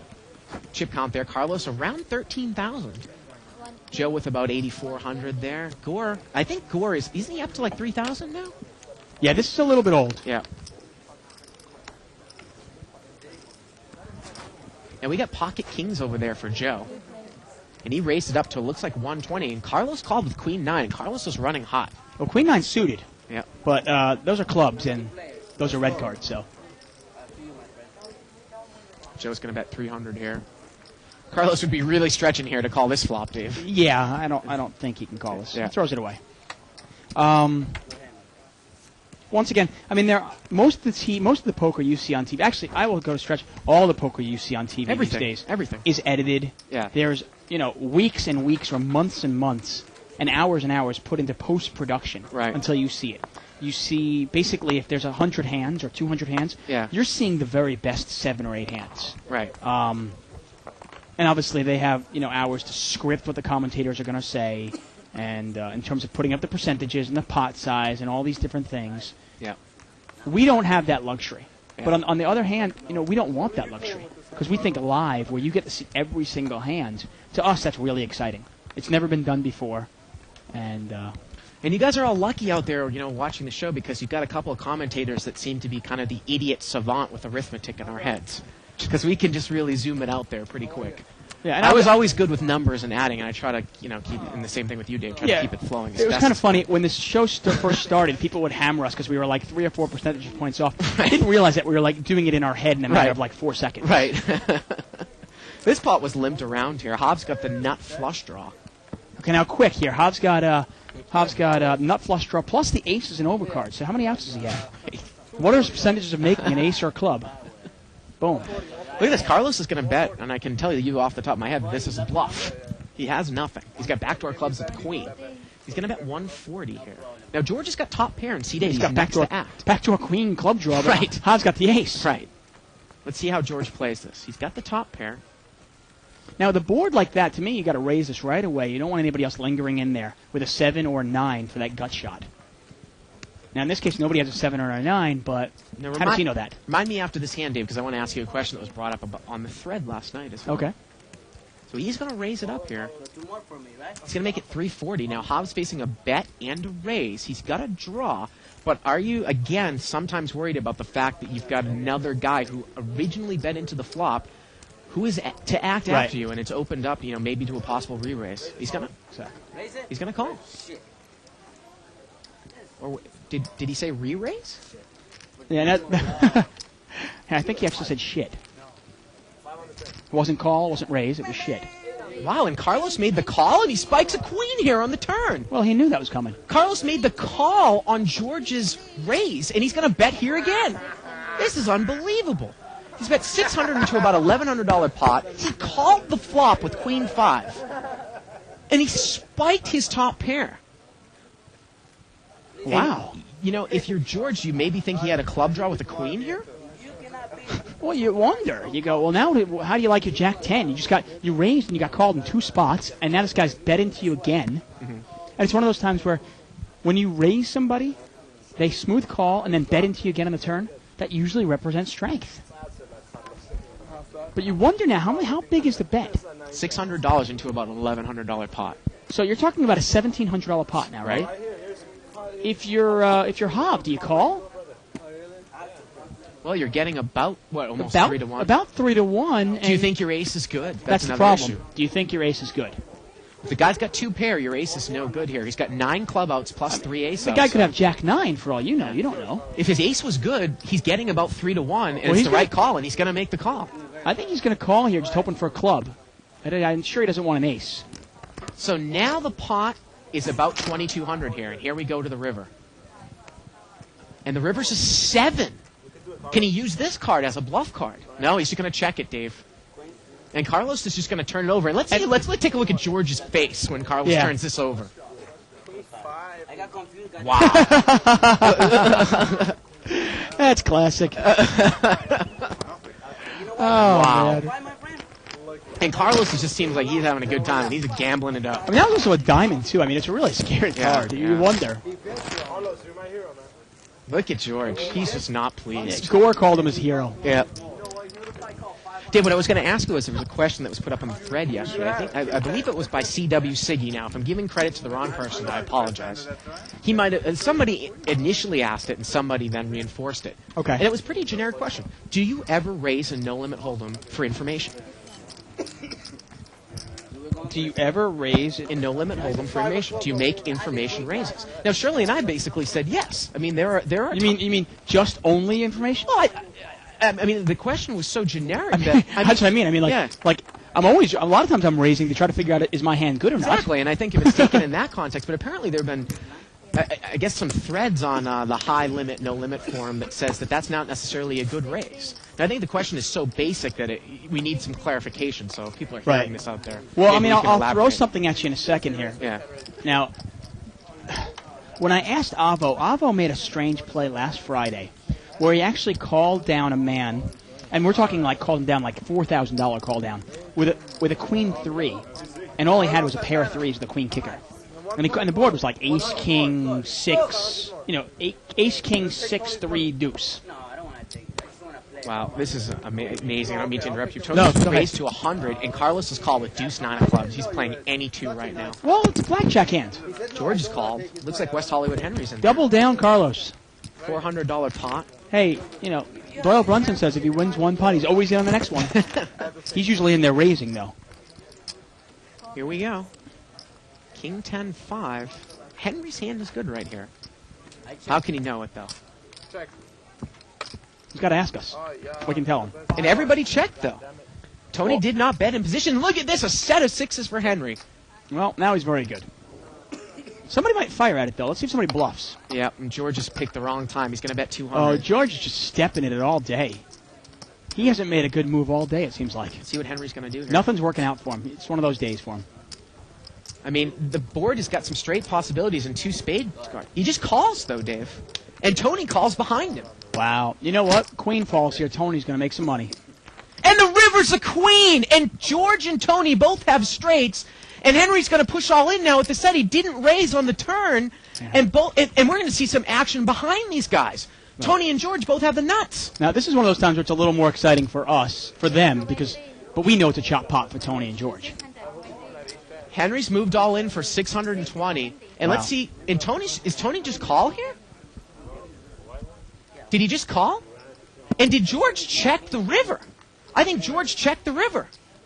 And he's going to check raise all in. And obviously it's a pretty easy call for Tony. Tony has the nuts. There's no flush out there. Ace-Jack is the nuts. And do you think was Tony just smooth calling? To try to get George in there? Well, you think about it. You got to understand, Henry's already all in. Right. So him raising there's no real Right. advantage to him raising, right? Right. He wants George in there. Right. Now that George moves all in, he goes, oh wow. I guess Tony's taking a while. Well, he knows he has the nuts. Chop this one up, and this is going to take a while to chop. Well, and they chop up Weho Henry's. Henry didn't raise on the turn, and he got burned there, Dave. Yep. Yep. He probably could have ended it right there. And I got to be honest, you got to start thinking. These guys called a raise. Yeah.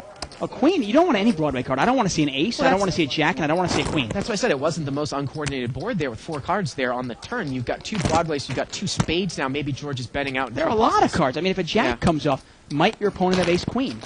If an ace comes out, might somebody have queen jack? You don't know. Well, and the other thing, too, is that if Henry was intending just to call on the turn to push in on the river, which he did, I mean, you were in essence almost giving George the price of the turn if he's betting into a spade draw. Plus, you have Tony to, because he's betting 200, you're just going to call. Well, yeah, you got to look at that and go, okay, well, nobody bet the flop. They bet a small amount, almost like they had a draw.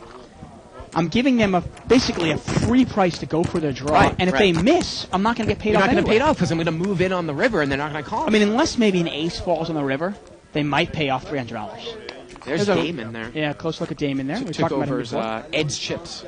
Now, okay, I was going to throw this at you now. Now, Avo, I was asking Avo, and it was funny, Hav and George were there when I asked him how he called, I think it was Abel down with just a pair of threes. I mean, the board was like ace-king, like I said, ace-king, 10, 6, 3, okay? And he had queen 3 and called down like $4,000. And he goes, well, I wanted to call him down. I figured, hey, it was worth it to get some information. Yeah. I'm going, wait a second, you paid $4,000 for that information? Well, I guess, that's a different type of question. I guess what you know. Right, I'm going, Yeah. man, you could have figured out, he goes, well, I wanted to figure out the way this guy played. And I'm going, you could have figured out the way the guy played for a lot less than $4,000. Well, that's also a call, not a raise, as well. right. Yeah. But if you're going to raise for information, if you're going to ask me a generic question like that, yes, then the answer is yes, I raise for information. Right. If you want a more specific answer, obviously Well, I'm you got to sure give we'll me get a a more more specific question Yeah. coming up in the next couple minutes. Go option. I mean, let's be honest. Even if I raise with the nuts, Right. aren't I raising for information? I'm raising to find out if this guy has anything he can call me with. How much is that? Now we got a limp here. And is George raised? Is that, no? Or is that just a limp? 4 players. Okay. Yeah, I think he put in some blue chips there. Four-way action limped around. King 8 deuce with a couple of diamonds. And Avo's got top pair here. Yes, sir. Tomorrow. But he's in the big blind. He's got a weak kicker with no George has diamonds. got a nice. He's got second pair with the jack of diamonds. Turns a 7. Let's see if Avo puts a bet out here with the king. Well, now that a safe card comes with the 7 of clubs, I think he can definitely put a little bet in there. He's going to bet 80. He's going to bet about the pot. I mean, George's hand wasn't... well, then George he was in the early position. He's going to make the call. So the pot now is about 260, and the river's a queen. There's a flush, and he's got the second nut flush. Yeah, he checks it down. Interesting email we got from William Frick, Yeah. Billy Frick out of Montgomery, Alabama. He said, where do the really young guys get the bankroll to play in your whale games? Is it online? Are they just rich? Well, What? It drives me crazy to know. I wish I could now, too. Well, some of the players obviously have won big. Tim Fan, obviously a young guy, has had a tremendous amount of tournament success. Yeah. And, Tuan Lee is a big-time cash game player and also a tournament player. Has won a lot of money.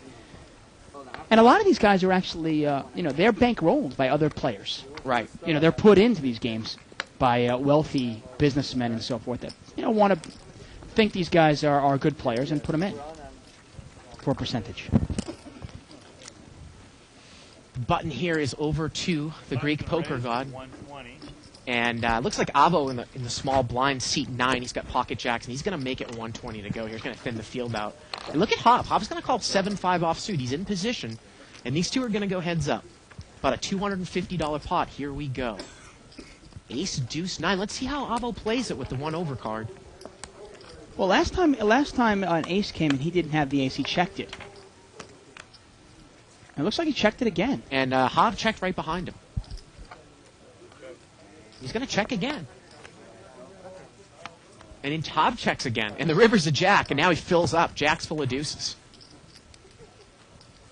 Well, I think Hop just gave up on this hand, Dave. Why call the range with 5-7 offsuit then? Well. And it's a $300 bet here by Avo, and he's going to take it down. Got an email here from Aaron Searle. He says, keep up the good work. I enjoy watching your webcasts and entertaining commentary. It's a refreshing change from the regular TV world or ESPN and the Travel Channel. You two are entertaining and offer a lot of good advice for cash games. Thank you very much. We've been getting a few too many compliments. I'd like somebody to really send in a good criticism. Where's Jive Dadson? Well, you weren't here last night, Dave. We got some criticism. That's because I wasn't here. You see, there was a little, Yeah. How convenient, you know? Yeah. I'm not here. You guys get insulted. Hey, we got a new player there. He's been on the show before. Andrew. His beard almost looks fake. I mean, it's almost like it's like a theater beard, like he glued it on. Maybe he's Amish.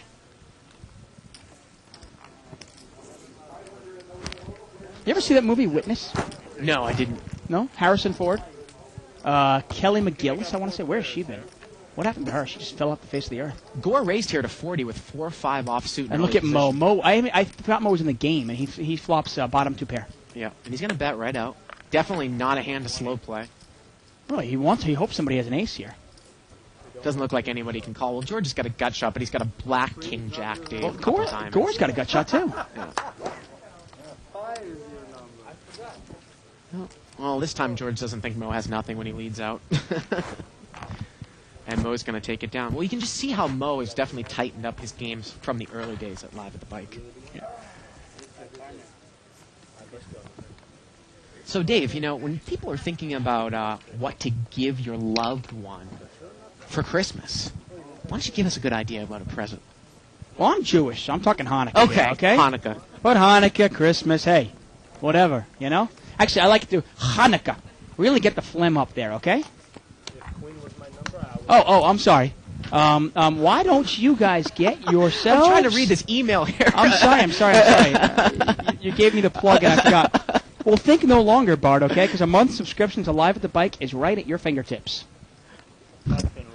All you have to do is write to us at liveatthebike.com, and we'll set your friend up, your quote friend, up with a free month's worth of viewing all of the past episodes. It's quick, it's easy, and it will make a wonderful stocking stuffer. How much does it cost, Bart? $14.95, and we'll get into that because we got a hand here brewing. George has raised, and Tony has re-raised out of the small blind. A raise to 200 by George. Tony's made it 400 to go with jacks. And this is the kind of hand Tony will never get away from, I don't think. Especially if George might push.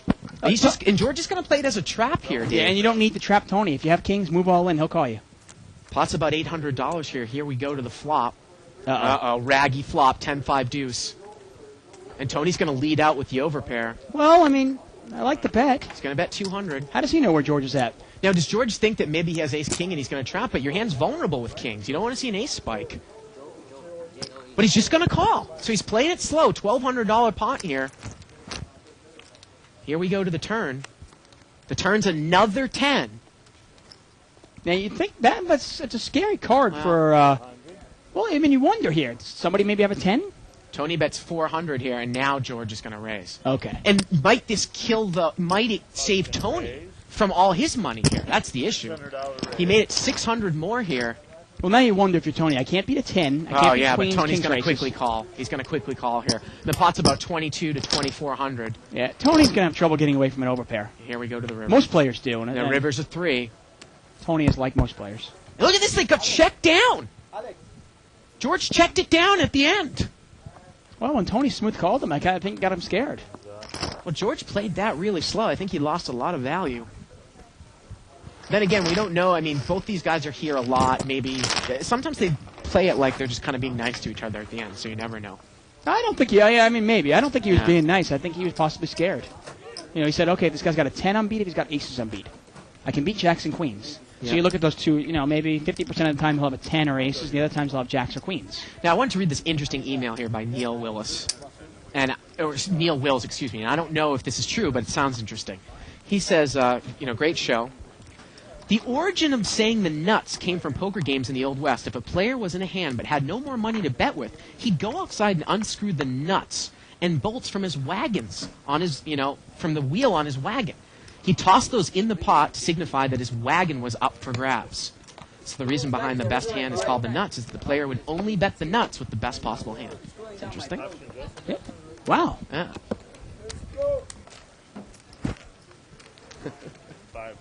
Got 5-way action here. Now it's interesting. Now Isaac actually has he has old relations. I think his family relations with some old poker players. I wonder if Isaac can confirm this nut story. 100. Carlos is going to bet. Carlos bets 100 here. Ace-6. Looks like it's the best hand here, Dave.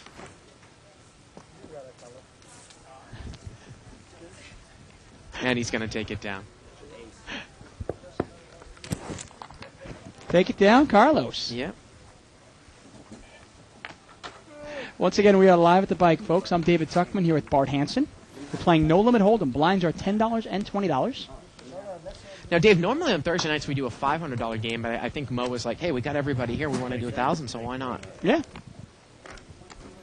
Good old unrestricted cash game, No Limit. Yeah, good. Yeah, I mean, it's definitely a new game. It's only really been spread in casinos for 1.5 to 2 years, and at this level, only not even a year. right. I mean, these games On a regular basis. On a well, I regu- mean, yeah. it's been out there, but Home not in the games, mainstream. Yeah, not in the mainstream. Exactly. And obviously, and it was actually out there a lot more in the 80s. Yeah. And the game sort of died down. Yeah. And then when the World Poker Tour kind of took the poker world by storm, the No Limit game came back, the No Limit cash game. Yeah. Tony has flopped 2 pair. Good for him. Top 2 pair. Nobody has anything now. Well, he didn't go bust on that hand with the jacks, so I don't know if George let him off the hook a little bit. He's got a lot of money still, too. I mean, and I think he would have given it all to George. Now, I'm a lot more familiar with Tony's play than George might be, though, because I played Limit Hold'em with Tony a lot. Yeah. He also plays a high game stud. He can be found playing 100, 200 stud. Really? He loves stud. It's his Yeah. favorite game. You know, that's a game that I haven't I got to be honest with you. I mean, I play pretty much every game, but I haven't taken the time really to learn that game because there's just really not a lot of value for me to playing that game. The Right. game is dead here, pretty much. Yeah, we used to spread it a lot more before you actually started working here. Yeah. And it was on a daily basis, and Tony was here on a daily basis, and I played What with him. level was it spread We at? played it at usually 2040. Yeah. 2040 limit. Now, Tony, I can say, Tony has the distinction of he's the only player that I've ever played with, and I was playing stud with him in 2040. Yeah. It was actually a kill pot, half kill, which was 30-60 at the time. And he check-raised me on 3 streets. He check-raised me on 4th Street, 5th Street, and 6th Street. Yeah. And then on 7th Street, when he checked to me, Yeah. I thought I had the best hands, but I was scared to bet because I thought he would check-raise me again. But I actually did win the hand. But I have to give it to him. He check-raised me on 3 streets. And the table, we were just laughing and laughing. I mean, obviously, I found it a little more funny because I actually won the pot. Well, the funny thing is, of course, we have stud high low here. We're really one of the only casinos that spread it at our mid-limit 2040. And when that game is short, one of the secrets to that game, not that I'm giving out a big secret, is when a high-low game is short-handed, pretty much the high hands go way up in value. Of course. You're not playing 7-3-4. It's not a really valuable hand, 2 or 3-handed. Well, 7-3-4. I mean, some people might argue that 7-3-4 doesn't have much value, even 6-handed. Well, you know what I mean. Right, I mean, no, like totally. a gap straight thing, Right. stuff like that. 6-deuce-3. Yeah, yeah. He's got a raise here by C4. Gore. What was that? Queen 9 suited? Actually, you know what? Tony brought it in for a raise, excuse me, and Gore called. Let's And see now if Joe re-raises. Yeah, Joe re-raised with pocket 10s to 300, and Tony's going to call with ace-9. Okay. Well, he's Yeah, in we bad can- shape. Let's see what he can spike. See, one of the 9s is dead. He does have that good over. Pot's about 750. 40, you took 20 back. I think it's about, With 700 the to Gore's 750. dead money in there? Yeah. So here we go. Well, King, Jack, 8. Not a great flop for pocket 10s, so let's see if Joe can bet it in position and take it down here. I'd imagine heads up he's going to bet this. Yeah. And to me, that's kind of an informational, let me see where I'm at bet. He's bet 200. That's a pretty small bet into that pot. But I don't think Tony can call here. Well, he can't call. He What do can I know? raise. He's going to call. If he raises, he takes it away. Now let's see how Joe's going to play it now. The turn is an 8. Well, now, I mean, just for argument's sake, if Tony called him with any piece of this flop, Yeah, but now it goes check, check, and the river's a 6. But yeah, Tony's not going. He's not going to bet at it though, Dave, at yeah. the river. I was going to say, I mean, Yeah, Joe can't beat anything anymore. Couldn't Yeah. beat a king, he can't beat a jack, and he can't even beat an 8 anymore. right. He could only beat a straight draw or a flush draw.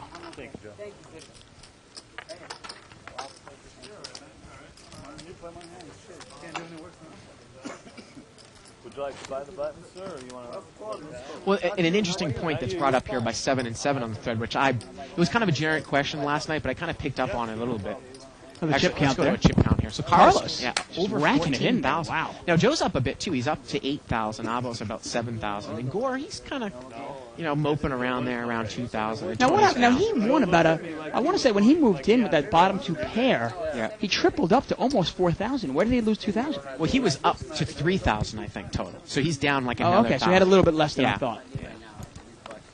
Now, the thing about that raise for information thing, and the thing about no limit that's different from limit is whenever you raise, you obviously open your stack up anytime you raise at no limit, especially if the other two guys are deep. So it's something you have to take into consideration.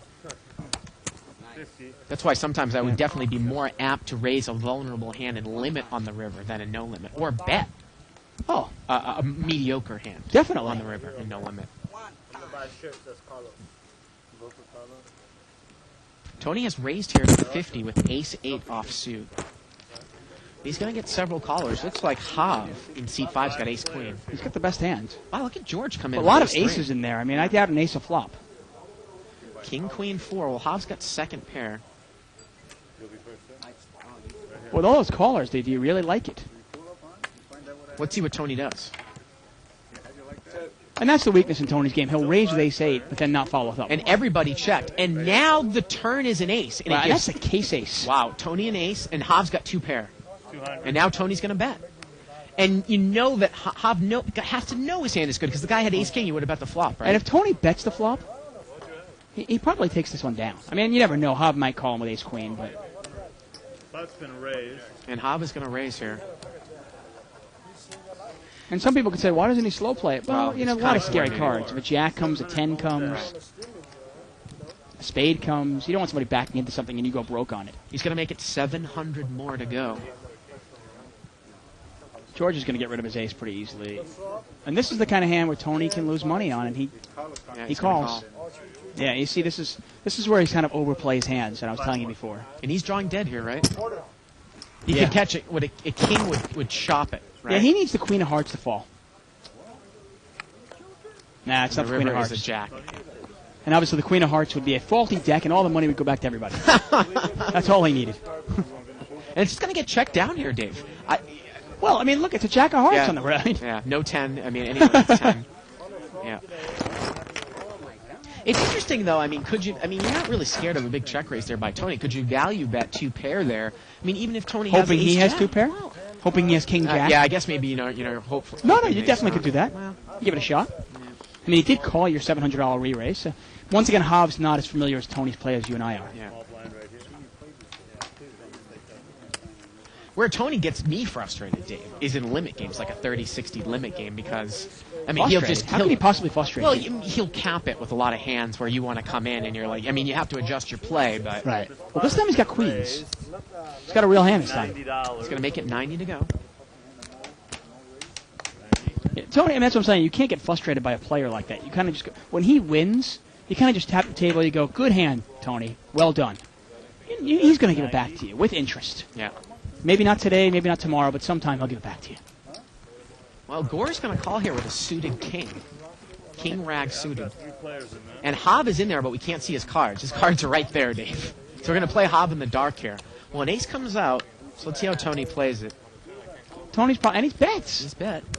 Now, funny, last time he had kings, he didn't bet when an ace fall. Well, Gore has folded, so let's see what, again, we're going to play Hav's hand in the dark. He shows, I think he shows, what, Jack 9? Yeah, Jack 9. He's open-ended. 120 is the bet.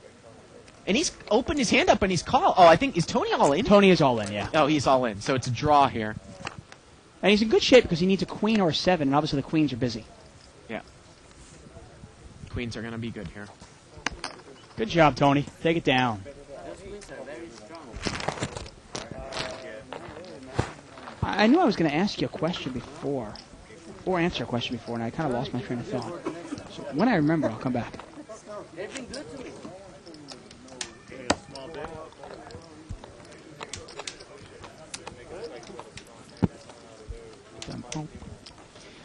Unfortunately, my football team, well, English football team, that is, Chelsea, suffered their first loss of the season Premiership? over the weekend. Yeah, they lost to Man U. And, all the papers over there are kind of talking about Chelsea, the wheels coming off. Uh-oh. I mean, I think Chelsea has won like 12 out of 14 games this year. How's your American football team doing? What American football team? Six-way action here. You know, it's interesting that you'd actually bring that up. I mean, the ball's on you to bring that up after the Patsies get their ass kicked. I won't even go there. Jeez, wow. Big flop for Tony there. He's got a bottom pair with the flush draw. He bets right in here. Andrew's got an ace over there in seat 1. 120 is the bet. It looks like Andrew's going to check call here. And again, boy, we haven't seen Mo play at all tonight. Here we go to the turn. The turn is a 10. Now Tony's got 2 pair. Well, that's why his hand is big. He's got so many But look outs. at this. Andrew's going to bet right into him. Well, he's got an ace. And Tony's going to pretty much push all here and again. Yeah. And Andrew can't get away from this, I don't think. And he's in bad shape. He needs an ace or an 8. That's not, yeah. Well, he doesn't have a dime. He has the 8 of diamonds, so. Actually, a 9 would also be a win. Tony for him. pushed in for the rest of his money. I didn't think it was that much more. He's all in, yeah. And this guy's going to make the call. And this is going to be about a $1,000 pot here. Yeah. Tony's got some cards to dodge. An ace, an 8, or a 9. That's a 5. There you go. Tony doubles up again. 10 deuce. That's one of those reasons when you have a pair and a flush draw, it's so big. You can make trips, you can make 2 pair, and obviously you can hit your flush. Thank you, Tony. Now, it's funny, you know, I'm in here in the booth on Live at the Bike with you, Bart. And not even once do I bring up the Monday debacle. Not once do I bring it up. Yeah, Dave, wait. You called me, though, after the game. You called me from the casino and said, was it really worth the wait, Bart? Right, Have you been done on your TiVo? Right, but I don't publicly flog you on our show. I leave it alone. I don't even say, and then you open the floodgates. I mean, the Patsies. The Patsies? Are you calling them the Patsies, Dave? I mean, yeah, the game was real close. I mean, the only reason they might make the playoffs is because the AFC East is so bad. I mean, that was pathetic. They got their ass beat. The AFC East is really bad. Now, this is interesting. Jeez. Carlos is raised here with Queen 10. Nice to get off the subject. The button is called with 6-5 offsuit, but Tony's got ace-king in the big blind. Is he going to just call here? What's he going to do? Mo's going to call. Come on, Tony, move all in. No, he's just going to call there, Dave. Oh, excuse me. He's going to raise. He's going to make it, it looks like Now, the thing is, 160. he doesn't have that many chips left. Come on. Yes, sir. There you go. See, this is the problem with the play he's making. He doesn't have that much money behind him. Now he raises. If he gets called in a couple spots and he misses his hand, what's he going to do then? And Carlos, he's going to re-raise? Oh, that's Queen great. 10? That's awesome. Tony should can move just all in. push right now. But you know Tony doesn't really do that. He's usually calling. How much money does Tony have left after he puts in this 200 here? Let's see here. Maybe maybe at 650? Yeah, he should have really pushed there, Dave. But he's in great shape. The only problem is he going to check fold if it doesn't hit him on the Well, flop? that's what I'm saying. He comes out babies. What's he going to do? Yeah. I mean, the pot now, I want to say, is about almost $1,000? Although sometimes it's tough to bluff Tony out because he'll call you out of frustration even if he misses. I mean, the flop could come out 7 high. He could check. Carlos could bet, and Tony could call out of frustration. Oh, wait. And, He's just trying to even it up there. okay. Yeah, So the pot is almost $1,000 right now, right? Now, does Tony just play a hit and run and just move in or check? Oh, there's the ace. Ace 6-3. Well, this makes it even easier. And he's going to push here. I'm surprised you don't check raise. Yeah, well, I was going to say, Heads up. Why not? one way of playing this hand with ace-king, I really think, is to check call all in no matter what comes on the flop. Right. Check call all in no matter what comes. Well, I think I would have checked the flop here with ace-king. If you're gonna Yeah. play it that way, right? Yeah. I mean, it's almost the reverse hit, the reverse stop and go. I'm going to check call all in. Hope the guy. The only thing is, I think that Carlos is going to bet the flop. Right, and you hope he has ace jack or ace queen or something Right. like that, and you've got him dominated, and he's got 3 outs maybe. But again, though, I mean, if Tony checked there, Carlos probably would have bet, and Tony could have probably called. Yeah, probably. And he's going to take it down. Wow, re-raised to $400 with queen 10. Yeah, we get an email here from Tina Lugay. She says, as a woman no-limit player, I'm always interested in what percentage of participation you've had at your whale tables.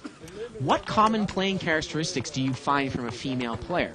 Now, the interesting thing here is, Dave, is that we haven't necessarily had any female whales, and what we say by whales is people who are not professional poker players but have a lot of money. We have had professional female poker players on the show. Kathy Liebert, Cloney Gowan, Mimi Tran, when we were doing Limit. Shirley Rosario. Shirley Rosario, of course. Yeah. And I want to get to this point, and I told it to Shirley last night, and it is.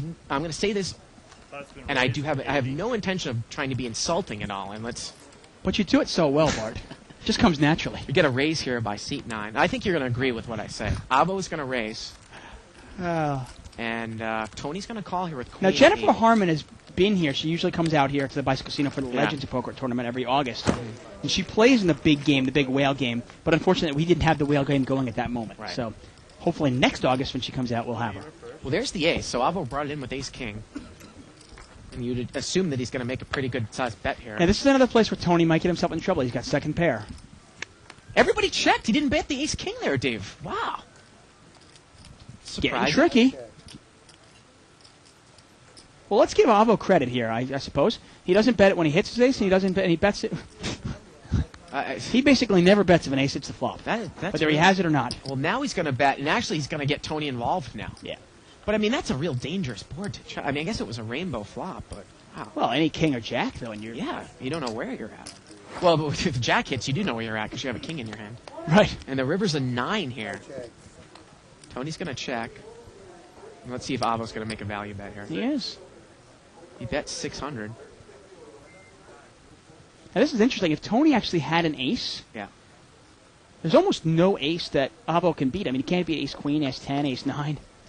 I don't think Tony's going to... Well, let's see here. It's a $600 bet here on the river. And obviously cannot beat... no, he actually can't beat that. I'm sorry. And he's going to fold. Well, the other issue, though, too, is if a jack comes, it's not necessarily that... I mean, Avo would have the nuts, but he's not necessarily going to get paid off. Exactly. If no one else has a kick. It's more of an Now, action killer than killing his hand. I want to get back to this question by Okay. the female poker female player question? here, Tina. And I said this to Shirley last night. I got to be honest with you. Usually when women come on the show, and in women poker players in general, especially in No Limit, tend to play very, very tight weak. And it's not necessarily the worst thing, but we've seen it a lot. They are the tightest players on the table, and they don't show a lot of aggression. Now, Shirley Rosario is the exact opposite. Yeah. She's pretty aggressive, but for the most part, that's what we've seen here on the show. Yeah, the most successful female players I've Yeah. seen, I've seen, are playing limit hold'em. Yeah. Now, again, here, you can follow a thread. I like it, though. I don't want to generalize, but generally. Well, but it's the truth, though. You're right. Yeah. If you want to follow a thread that's on the internet, you can go to 2plus2.com, spelled out, click on forums. Texas Hold'em section, high limit, no limit, and pot limit Texas Hold'em. So check that out. Official Live at the Bike thread. No, I have nothing but respect for players like Jennifer Harmon. Kathy Liebert actually Right. came in the game, and she was anything but Oh, she tight was weak. great. She She was- carved the game up. Yeah. Now, we have a raise here, I believe, by Carlos. And talking about raising for information, it's really interesting. I'll get back to this Kathy Liebert, because she's actually what I was trying to remember. So Carlos is going to take down that dead money with ace-8 out of the perfect. blind. Remember, there's a big hand, probably say 5-6 months ago, or I don't know, maybe even sooner. But Kathy Liebert was involved, where she had the nut flush draw with overcards. She had Yep. ace queen of hearts. The pot was like $200, and some guy threw in a little $25 bet at her. Yep. And you and I are thinking, wow, she could raise this. You know, she's got a big enough hand to probably raise it. Right. And her thinking was, why raise for information here? I've got a big draw, and if this guy's going to give me such an easy price to get there, Yeah. I don't want to reopen the betting by raising it. Right. So that's one of those times where Kathy Liebert actually pointed at a good spot not to raise because she didn't want to reopen the betting. Dave, we are just getting an absolute influx of emails here. That's And great. I love apologize emails. if I'm neglecting the thread a little bit, but I'm trying to keep up here. Email here from Rate My Bad Beat. He says, "Hi guys, I'm in Australia watching your excellent coverage. Poker has really taken off here since Joseph Hacham's WSOP win. Personally, I really don't enjoy tournaments that much and love playing no-limit cash games both online and live. You should definitely look at getting some cable TV coverage here in Australia. I think that people would really love the show." Well, we're actually trying to do that with our LA poker scene. Yeah. Dave, we're trying to shop it around to other countries. We got a show on in England on Sky Satellite. That show called the LA 265. Poker Scene. And we're trying to shop it around to some different countries. So hopefully we can get it to you in Australia. Thank you Yeah. very much, Andrew. And we got a race here again out of the blind by Carlos. King 10 offsuit. And we actually had Joseph, obviously the World Series of Poker main event winner, on this show. Yeah. After his win, he came in here, came at the bike Yeah. during our big tournament, and was honored. We threw a big party for him. And he came in here. He was such a nice guy, Yeah. and obviously a very good poker player. Button is going to move over here to seat 7. if you check out the archives, we actually have, I mean, a who's who list of poker. You know, even if you don't like us, you could watch it. I mean, Barry Greenstein's there, Doyle Brunson, Kenneth James, Howard Lederer. You know, I mean, you name it, they're there. Kathy Liebert. Here's a good post here by Free Jack Ace. Bart, I'd rather be a Pats fan than a Jets fan. Just ask Dave when the last time the words Jets and Dynasty were used in the same sentence without laughter. Maybe we can ban that person from 2+2. Whatever happened to censorship? Come on, 2+2, stand up. Get rid of that guy. The moderator's name on that thread in the World Poker Tour section is actually Dynasty. Now, we've got a pot that was limped around here, and Mo is raised out of the blind with ace-queen suited. And actually, you know what? Andrew raised it to 60, and Mo re-raised to 160. And Carlos, he's going to call with king 3 of diamonds. And is Tony in there with ace 8? Wow. Here we go. About a $600 to $700 pot. Uh-oh. Oh, wow. And Tony's going to get into some trouble here, isn't he, Dave? Well, Tony needs an 8, a king, or a 5. Mo bets 200 here. And a 5 or a king would chop this pot up. And an 8 obviously would give Tony the win. Tony calls. Now, Carlos has made some creative calls, but he's not going to get involved here. Well, come on. Yeah. Pot's about $1,100 now. Oh, it's a king, Dave. What a lifesaver. Yeah, that's a lucky card for Tony. That's going to be a chop there. Yep. What a lifesaver. And you know what? If you're Tony here or if you're Mo, you kind of look at it and go, well, the guy had an ace. Well, it's chopped up now. It's a $900. Well, could Mo have ace-king? I mean, that's something that you'll lose. Well, if you're ace-king, you're ace-king. Yeah. Nothing you can do about it. I don't think Tony's going to go anywhere, though. $900 pot bet here. And Tony's going to, looks like he's going to, is he going to push the rest of his money in here, Dave? It looks like he would pretty much be all in. And if you're Tony, do you look at Mo's hand and go, okay, Mo, he has to have an ace here, doesn't he? Now, if we see the river here, Tony could win with an 8, and Mo could win with a queen, right? Right. Exactly. They're literally exactly even to win the pot. Right. They both have 3 outs to win the pot, and the other, say, 36 cards or something like that, or Looks 44 cards will chop it up. Looks like Tony's just going to call here, but I mean, he's got maybe 100 left or so. So he calls. So we've got over, I mean, about a $2,500 pot. So here we go to the river. Again, an 8 will win for Tony, a queen for Mo. Otherwise, it's a chop. And the river's an 8, Dave! Oh, wow! What a bad beat. Oh! That hurts. And if you're Tony, how do you not bet the river? Well, I think that they pretty much, I mean, Mo had already turned his cards over. Oh, I think Tony was all in. Yeah. Maybe he only has like $80 left or something. Unbelievable river. Unbelievable. I mean, Mo just had him by the balls on the flop, right? Yeah. And then a king and an 8. I mean, the king basically chops it up, and then the 8 kills him. Yep. And if you do quick math there, I mean, you think about it, there's 4 cards in there, another 4 cards we see, which means, there's only 44 cards left. 3 out of 44 cards give Tony the win. That's it. Man. I mean, we're talking less than, I mean, what was that, maybe 7%, 6% of the time he's going to hit that hand? Yep. And obviously that's a quick little math on top of my head, but man.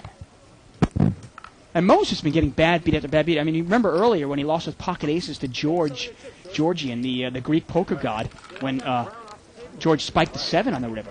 Yeah. Pot is limped around here 6-way, so it's a $120 pot. Jack 3-3. Look at this. Carlos has got trip 3s. He's playing 10-3 of clubs over there in seat 7. Is he in a blind? Where's the button here? Oh, he's in the cutoff, Dave. The button is in seat 8. $50. And we got a $50 bet here by Tony in seat 3. And Carlos does not slow play his trips. He's going to raise. And George is out of there with pocket 7s. For anybody new to Live at the Bike, we actually do live webcast every Monday through Friday, 6 to 9. Yep. I'm curious to see what that one is. Every 6 to 9, we webcast. Everything is live, Dave. We do a variety of games. Sometimes it's this game. Sometimes we'll throw in a limit game, but it's usually mostly all high, no limit cash games. And tomorrow night is my favorite night. Friday night. Right. First of all, it's double fist night for Bart Right. because he's off on the weekend. So after the show, he'll be drinking. Yeah. But during the show, it's a big night. We usually have bluff night. We might be changing that up, but the action is crazy on Friday nights. Yeah. I mean, if you think tonight is crazy, this is nothing. This is very tame compared to Friday nights. Bluff nights, we usually give away an iPod to the best bluff of the night, voted Right. to us by you, the viewer. Right, and we might change that up. We're going to see what we can come up with to make tomorrow night really interesting. Yeah. And Isaac is pointing his finger at me. He said he's comes up with something here. So, And we've got a limp pot. And then either that or he's got a fart and he wants me to pull his finger. I'm not sure. One of the two. There you go. Oh, jeez. Thank you, Isaac. 8-way action here, limped around. Ace 3-7 with a couple of clubs. Check. No one has and look at this, a set of threes here for Avo. On the button, Dave. And he's Now, going to did he raise pre-flop? Nope, it was limped Surprising. around. He likes to usually raise on the button with almost anything. Well, I mean, so many people have limped in there. You know, He it's still almost- raises, though. He's going to bet 90, about the size of the pot here. Problem is that for him, nobody's got an ace. Well, what is Carlos going to do? Is he going to call with a backdoor second nut club draw? And he is going to call. Well, he's got a pair draw, too. You can't overlook that. He's going to need to catch running clubs here. Or some sort of running straight, right? This is unbelievable. I mean, does he have a running straight No, draw there's somewhere? no running straight draw, right? I'm trying to figure something out. I mean, I'm this looking. would be I'm the looking. worst beat in live the bike history here. Turns of 5. And he's drawing dead. I check. Let's see how much Avo's going to push here with the set. He's going to bet 300. And Carlos hasn't really shown much bluffing, so Yeah. no point in really inducing a bluff there. No, yeah. Got an email here from Bernie Macatanegay. Macatangay. You butchered that last name. I'm sorry. David Barr, I have a question for you. In a cash limit game, if someone calls you down all to the river, then mucks their hand after you show the winner, can you request to see that person's hand? Well, you can always request to see a person's hand, even when you're not in the hand, Dave. What's interesting about that situation is if you have the winning hand and you request to see the losing player's hand after they muck it, their hand is still live. So even if he has mucked his hand and you somehow misread your hand, you request to see his hand, he turns it over, it's a winner, it's good. Anybody else at the table, it's no good. Because he's mucking. Hobbs going to raise this up with jacks. Yeah, once the hand hits the muck, Right. theoretically, that's why a lot of times you'll see a dealer tap the muck. Right. That hand is dead. Right. And Hobbs, Except in that situation. right, well, and I'll get to that. I wanted to mention one thing about that. Carlos calls with a suited king. Yeah. Well, Oh, he's picked up a flush draw, and he's got an overcard. And Hobbs going to bet here. And Carlos quickly calls. Pot's about $900 here. Let's see the turn. Turns at 10. now that quick call to me, that kind of screams spades. It doesn't, I mean, obviously I'm privy to the information, I'm seeing it, but oftentimes if somebody has a queen, Well, it goes check here on the they turn. might raise it. And the river's a 10. I guess it's check, yeah, check. Hobbs going to take it down. You know what I mean? If somebody's got a queen there, oftentimes they think for a little bit longer. They think, okay, how do I want to play this hand? Now, one thing I'll say, for anybody playing on the internet or new to the poker or new to brick and mortar casinos, if you have the winning hand and somebody calls you all the way down and you show the winner down, don't ask to see their hand. It's in very, very poor etiquette, poker-wise. Well, the purpose of that rule is to prevent collusion, and people just use it to try to get information. Right. It's just... I mean, I've numerous times people have said, oh, I want to see his hand. I want to see how you play. It's not the reason for the rule, exactly. It's to prevent collusion, to make sure there's not partners being played at the table. I mean, if you suspect collusion, sure, yeah, go ahead and ask. Yeah. But otherwise, don't ask. You look like a jackass. Makes you look like a clown. If you do it on our show, we'll call you a clown. It's one of the things I really frown up against. Especially, even worse so, if you have the winning hand Right. and you ask to see the losing hand. I mean, that's just, come on. Look at this, Dave. It looks like Russ McGinley is back on the thread here on 2+2 after being banned for, it looks like maybe Who let him back? a few days. What the heck's going on there? Oh, that's crap. Russ McGinley, he came out here one time a few months ago. Seems like a nice guy from northern Florida. Yeah, Russ is a nice guy. Yeah. I mean, I don't mean that in a like a man-on-man sexual thing, but he's just a nice guy. Limped around here. Ace 5-5. Avo's got an ace, but look at this. Tony's got trip 5s. Oh, let's go, Tony. And he checked it. Well, like, Avo loves to check his aces. Well, there's 2 clubs out there. Well, the turn's a deuce. And Tony's got a straight draw now, too, and now he's going to come out and bet. Well, why not? And Avo might raise this. This is a very Avo-ish raise spot. Well, Tony has bet 200 here. Now, Abba's going to get away from it, Dave. He just folded. Wow. And maybe he's just playing the player. He just doesn't think that Tony is capable of bluffing. Yeah. It's like heck of a laydown, I'll tell you. Maybe he just picked something. He picked up a tell on Tony. Email here from Carlo. I think he's a new viewer, Dave, and he's asks the question. I mean, what if somebody, a friend or somebody at the table is wearing an earpiece or talks to somebody on the phone? How do you protect the integrity of the game? Well, we're on a 5-minute delay. I mean, it is live, but we're on a 5-minute delay, and we actually do not allow electronic equipment at the table. Right. If a player uses the phone, they have to step away, and we don't allow iPods and any other type of electronic For that equipment. exact reason. Yeah. Now, anything you watch live, I mean, theoretically, if you're watching, even if you're watching a football game on TV or you're listening to a radio broadcast, there is, say, a 7-second delay or a 5-second delay. Right. And in our case, I believe the Gambling Commission, you actually have to have a 5-minute delay. You're laughing at me. I'm pretty sure of that. I wasn't laughing at you. You are. You're out and out laughing at me. You didn't have to call me out.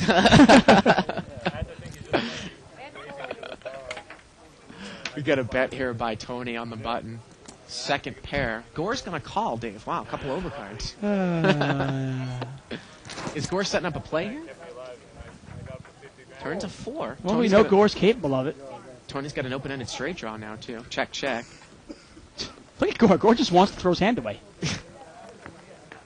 The funny thing about Gore is he was almost like Mo-esque in the old days. He used to be a real action, and he's kind of tamed his game down a little bit. Well, tonight he has, for sure. Yeah. Well, we saw him take some huge beats at the end, right before he stopped playing. Yeah, he tried to make a big bluff on Barry Woods, which is continuously replaying on our best of highlight reel. Yeah. Live at If you check the best of, what was it? I think it's you screaming, "He called! He called!" He called him. Barry's got a tell on Gore. Little do I know that Barry has called everything.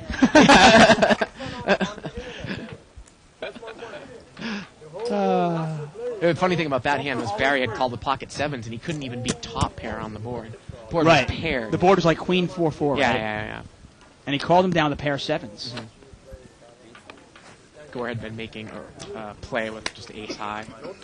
Got a live straddle here. And we get a couple of limpers. And Joe decided just to call. And I think we're going to see this 4 ways. So it's a $160 pot to the flop.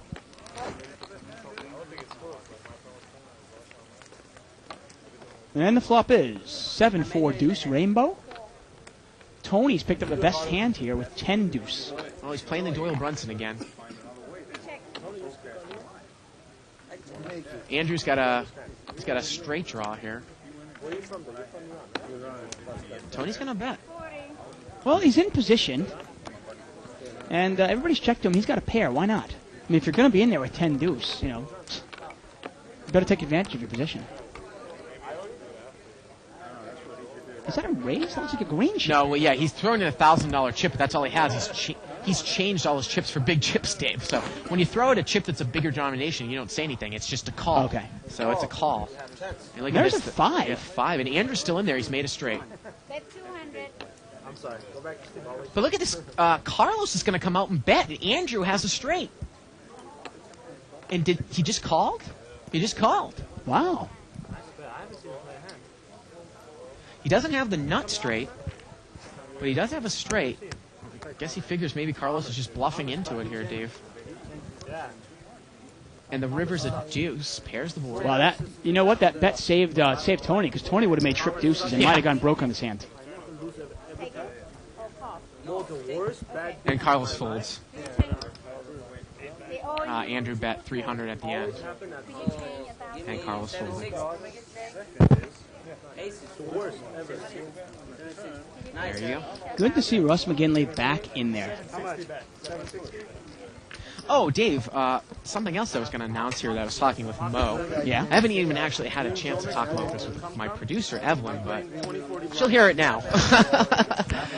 On Mondays and Tuesdays, we might actually try to do some heads-up cash games for a short period of the show. Really? Yeah, that's what Mo wants to get going. Not a tournament, but a cash game. A cash game, Yeah. a cash game heads up. Okay. Series of like maybe little half-an-hour matches. That'd be interesting. Yeah. 760. So we'll either have the heads-up matches, possibly Monday or Tuesday, but we also might have a new commentator if our producer doesn't like Bart's idea. Oh, okay. All in on the flop, 10,000. That's why don't play on comment. So I was curious now. So I know you did TiVo the match, obviously TiVo the Patriots Indianapolis game. Were you almost disappointed that you even TiVo'd it? Minus Freddy Pro. I didn't. I said I had a couple of friends over. And then we Okay, so you had a couple of TiVo beers. It was party. no Yeah, big yeah, deal. yeah. Okay. Four-way action here, limped around. We're like in different country. Pocket sixes for Mo. High and big. Queen 7-9, all clubs. Well, everybody's missed this flop here. Carlos does have an open-ended straight draw, but Pop know- has the only club with 6 of clubs. yeah, this is one of those whoever bets it is going to get it. I mean, Joe's got the best hand with a pair of sevens, I think. Bet 200. Carlos is going to bet it. I think he's going to take this down, though. What's master bet? Well, it's very difficult, again, for people to call if you take the initiative to bet. Yeah. With a I mean, three Joe's got suit out bottom there. pair. He can't call. He's not going to call. Joe's been pretty tame tonight, huh? Yeah, yes. I think losing, $30, $40, $50,000 over the course of 3 or 4 weeks will do that to some people. Yeah, it was interesting, actually. Last Friday, we saw Avo in the game, and Avo actually lost a lot of money during the game to a player named Abel. But then after the show, he was in the game with Joe Wynn and won a $17,000 pot. Oh, and I wanted to give some people an update. From Joe Wynn. Some people had asked before the show started. Barry Woods actually climbed out of his hole last night. I left immediately after the show, but he was only down a few thousand, and he had been down like 20,000, Dave, when the show, during the show. Pocket deuces for Carlos here. No, I heard he lost it. He's going to limp in. More, I live straddle. And I think this is a live straddle here. A live straddle. Avo is straddled here. I live straddle, he lives. Make it 120. I check. Flop comes 10. Queen, king. I have jack 9. And and Hav, Midnight, is actually going to raise it up to 120 with pocket jacks and only get one caller. Carlos calls him with a couple of ducks. Well, let's see if a duck comes here with some rags, and we're going to see a big hand. How about Jack Deuce Deuce? Queen 7-3. Oh, I check. Carlos is going to check. And you'd imagine that Hop's going to bet here. Yeah, because even if your player doesn't have a queen, you're still vulnerable to a king or an Well, ace. look at this. Hob's going to bet 300, and Carlos raises it up. He's going to check raise 300 more. And Hob calls. Wow. Oh, this is going to be interesting. Both these guys are very deep. Got about a $1,000 pot here. Turns a 6. And I think check on the turn. The river's a 4. And yeah, I think that Carlos just shut down there, Dave. Yeah, Carlos basically took one shot at it. Because if he had fired another big bet on the turn, it's a tough call for Hav. Maybe. And that's what some people don't realize. They go, the guy called me. He must have it, right? He must really have the queen or an overpair. You don't understand that a lot of players will call one time just to see what you do on the turn, Right. to see if you're for real.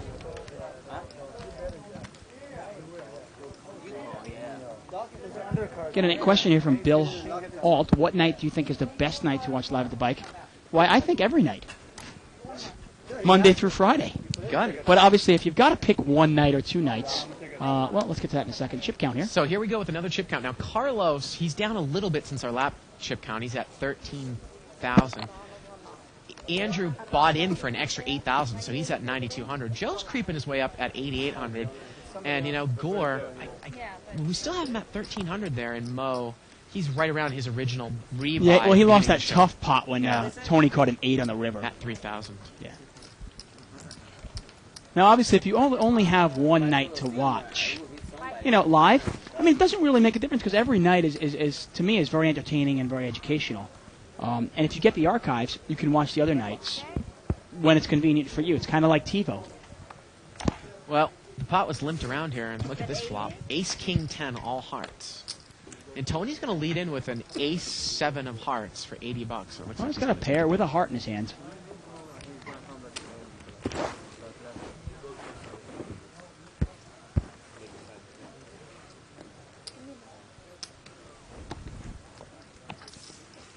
And the emails are flooding in. We really do appreciate them. If you have any questions or comments, please email us at liveatthebike.com.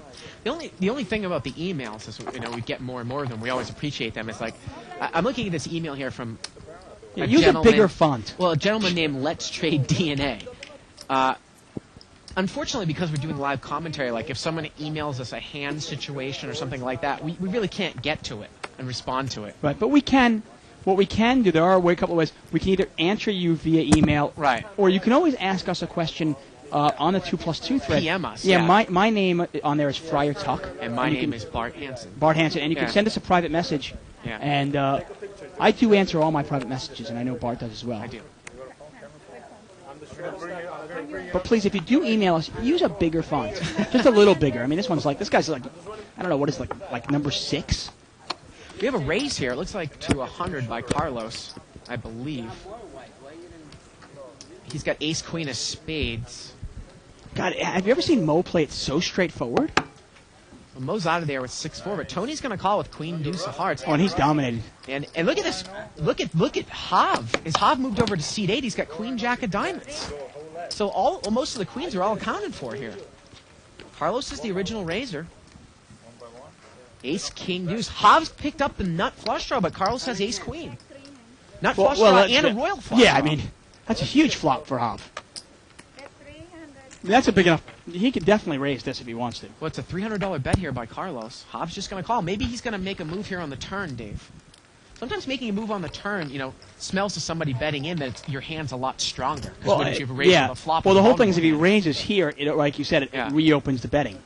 Turn is a 5. He checks it. Oh, look at this. Hav takes a card. And the river's a 10. He's made the straight. And that's actually a great card to hit because it's not a diamond. People always look for the And flushes. did they just check it down here? Again, Dave, sometimes, it's a little bit strange because we don't know. I mean, sometimes there's a couple players on the table that are just friends and they don't play after heads up against each other. And I I think just that's don't what understand. happened. Why play with them then? Yeah, it doesn't make any sense. It just puts yourself in a position where not only do you have to get lucky with a big hand, but you have to get it against the right type of player. Now George is now in seat 9. Hav is in seat 8. Carlos, I think, has just moved to seat 5. I mean, do you think Carlos? I mean, George. Do you think Hav didn't want to take advantage after Carlos gave him a free card? I don't know. I mean, he's checked the nuts at the end. I don't something's up understand that. there. Yeah. Button is in seat 1. That's Andrew. Mo still is in seat 2. Tony's still in seat 3. And everybody else is pretty much the same there. Hav's got ace king here. He's going to raise it up. Raise, make it 120. He's got 120. Now Tony's got actually Mo's got ace jack. He's got a trouble hand, and he's going to call if an ace comes here. Now Gore's got queen 10 of clubs. He calls. Pocket deuces over there for Action Joe win. He's not going to play. And how much was the raise? Yeah, like 120. Looks like Joe's deep enough to make the call. Especially against 3 opponents. He's getting 3-1 right away, plus he's got implied odds. Costs about $400 here. 10-7-6 with a couple of diamonds. Gore's got top pair. And look at Mo. He's going to bet. He's going to bet 300 here. Let's see what Gore does. Yeah, I mean, I'm not sure. See, George was trying to pick up on Mo's tell, like he said he had a betting tell. Right. But it seems to me that Mo is pretty much betting when he doesn't make his hands, and he's also betting when he makes his hands. Gore just makes a smooth call there, Dave. Turns a 4. It's a diamond. Yeah, now Mo Checks. can't beat anything. He can't beat diamonds. He can't beat a pair. Wow, Gore checks right behind him. Wow. Interesting. And the river's a 9. You know, Gore's hand is still good. Well, let's see if he induces a bet here by Mo. 500. And Mo's going to bet 500 here. Well, Gore can't beat ace 10. He can't beat king 10. He can't beat a flush. Can't beat an 8. The bet is 500. That would pretty much put Gore all in here. I mean, the question for Gore is, was Mo betting the flush draw on the flop Yeah. and then checked it one time? I want to say, Dave, the pot's about 1,500, 500 to call. And I don't even know if Gore, does Gore have 500? He looks like he might only have 2 or 3 there. See, because if he has 500, and he He's does. got a $1,000 chip there. Yeah, Okay. yeah. And he's going to let it go, Dave. Wow. Boy, did he play that passively. Just called the flop, checked the turn when the third diamond came, and folded the river. And like you said, I mean, he induced that bluff by checking behind Mo on the turn. And I guess he thought his hand wasn't good.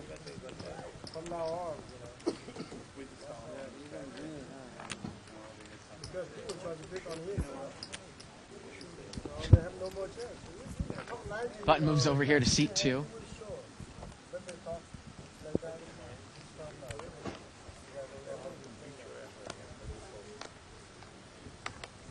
Now, it's interesting here. We get this email from J. Pavan Pera at Netscape, whatever it was. We got newest viewer to your show. Great concept. Why are there so many donkey calls and family pots in this thing? Expletive. I could smash this game with a little bit of Sklansky theory. These guys will play anything. Best J. Now, a lot of people will say that and they see this game. But you know what? When you've got $4,000 or $5,000 in front of you, if you're not used to playing these high stakes, sometimes it's easier said than done. Absolutely. But hey, if you think you could smash this game, come on down. Yeah. They're here every Thursday, they're here every Friday, and they're not hiding from I the mean, we got a competition. gentleman by the name of Ed Shaughnessy that plays on the game, Dave, and he will call you down with any top pair. So if you're going to sit down in a 10-20 no-limit hold'em game, I got to tell you, when I sit down in the game in terms of a bankroll, even if I'm not playing professionally, you got to be comfortable with losing 10 to 20,000 in that game because it can happen pretty easily. Very quickly, So, yeah. I mean, let's say come you down only- and give it a shot, but you be warned. Yeah, I mean, the game is live, and you can Yeah. definitely beat this game with some good poker. Yeah. But bad beats happen, and you got to be prepared to take them. Yeah. Yeah, and another thing that Isaac likes to point out is you don't actually get to see the cards like we do. But please do come down. We are located in Bell Gardens, California, about 10 miles south of Los Angeles. Put your name on the board. We'll get you in, and feel free. I'll even buy you a drink. Yeah, as always. We got As always, I will five-way always action buy anybody a linked drink that around. comes down. Look at this. George did not raise with ace-queen in late to mid position. King 10 queen here. Now, with a this couple is clubs. interesting. Carlos has flopped a flush. Oh, no, he's not. I'm sorry. I thought that was a queen of clubs. I got all excited. Well, Carlos is going to flush draw, and he's going to bet into it. Now, George played it passively pre-flop. Let's see how he's going to play with ace-queen now. And Andrew's got a pair of queens open-ended, but with red cards over there in seat 1. And George just calls here with the ace-queen. The bet was 100. Now, in this case here, this is one of those times some people say to me, hey, can I take one off Tony with 3 of spades and 3 of hearts? And even if you had the odds to take one off for your take your set, in that case you can't because the 3 of clubs is not a clean out. Right. You don't know if somebody has a club draw now. Well, there's Carlos's flush. And Andrew did stay in there with queen-jack, a red queen-jack. I don't really like that call by seat 1, Dave, on the flop, because, I mean, what are you trying to hit? Just a queen that's not a club? I mean, I guess... Or an ace that's not a club, or a 9, right? yeah, or 9 that's not a club. Yeah. But then again, it's also a one-liner to a straight. Are you going to get any action? Exactly. And if you hit your jack, you don't know where you're at. And it's not a club, even if it's not a club. Carlos bets 300 here with the flush. Well, there he is. There's Andrew. And you wonder if he likes his hand now. Well, George has got ace-queen now. He's got the second nut draw. Yeah. And let's see what he does. Is he gonna lay it down? It looks like it. But you never know. He lays it down. Now let's see what Andrew does here. And Andrew's drawing dead. I mean, how do you call this if you're Andrew? Like I said, I didn't even really like the call on the flop. Well, you got to start. I mean, one of the things with poker is you've got to know what you're. When I'm in a hand, I have to know at least what I'm rooting for. Right. And if I don't know what I'm rooting for, Wow, he's gonna. Wait a minute, he raises. he's going to represent Carlos's hand. He's gonna make it 700 more, and Carlos calls, and the pot, Dave, is about $2,200. And Carlos quickly called. Andrew's got to be sick inside. And let's see the river. The river's an ace. Well, he got there. He got it straight. But it's no good. Well, now will he just check it down? Wait a minute, Carlos has moved all in here at the end. And you know what? Andrew might have got himself in trouble here. I would have thought Andrew would have definitely checked it down because he doesn't need to bet to win the hand, and he's only going to get called by a better hand. You know, maybe does he get called by 2 pair? I don't know. Well, Dave, this is a ton of money all in. I mean, we're talking. How much does Carlos has got? What, 5,000 in front of him? Oh, Carlos has He's got got him covered. 10,000 in front of him. Yeah. Look at this pot. Are you kidding me? Carlos has got him covered.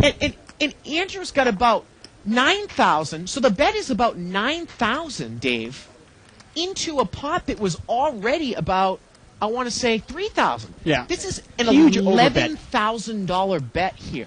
And I love the bet. I'm going to tell you why I like the bet here. It's a huge overbet on the pot, but it kind of smells like, wait a second, does this guy have a jack also and he's trying to get me off this drop pot? Exactly. $11,000 pot, 9,000 to call. I really like the move by Carlos here. Well, you wonder if you're Andrew, if this guy, and he's going to call. Wait.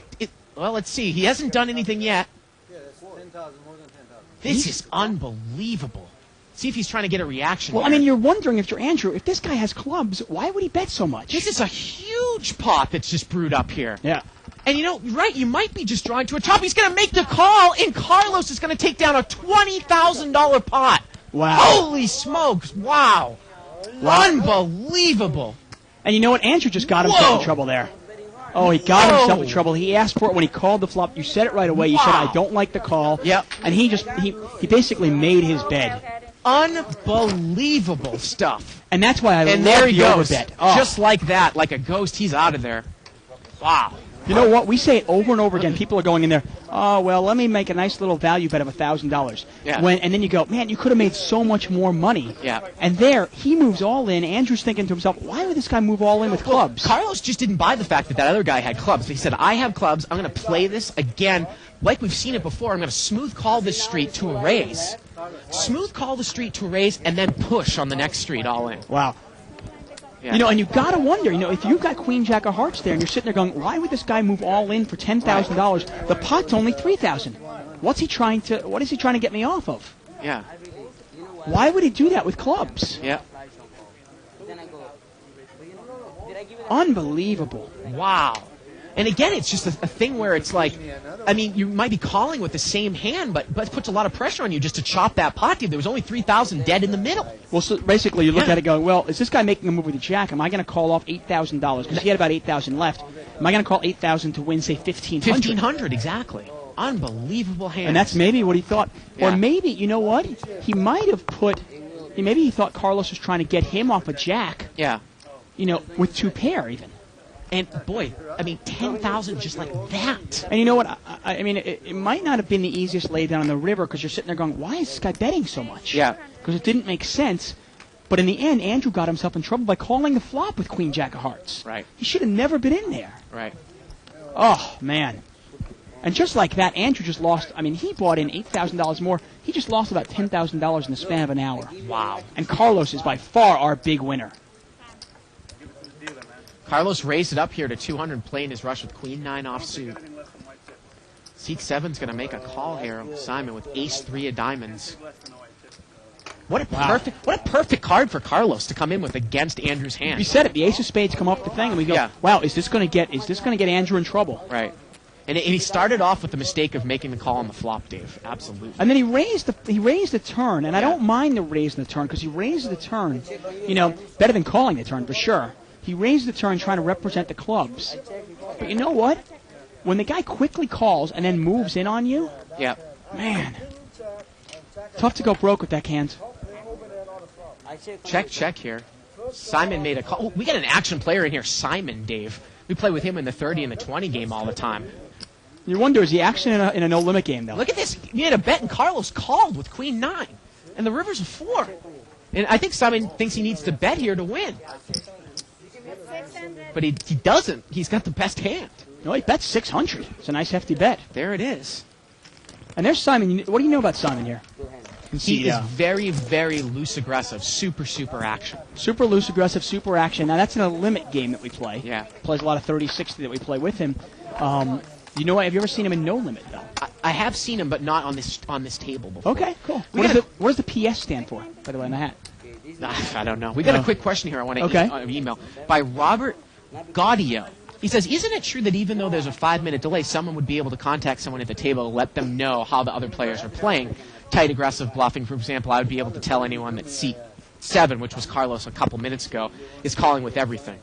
And there's no way we can prevent that. You can take a smoke break and go out and call. The only saving factor is everyone can do that. And somebody can watch the show and come into the game and know the information. All the players know that. Let's be honest. Yeah. If you're playing in the game and you're paying attention to the game, what you should be doing, obviously, if you're playing poker, you could probably pick up on a lot of this yourself. Yeah. You have to know your players before you play, right? How often do you play in a no-limit game? After you're playing in a no-limit game for a couple of hours, you should be able to kind of generalize how each person at the table plays. 6-3-3 here. Pot was limped around pre-flop. What a hand, Dave. Dave, that was like the 5th biggest pot ever in live history. Huge pot. We're talking that was $20,000. Yeah. $20,000. We've seen huge hands here.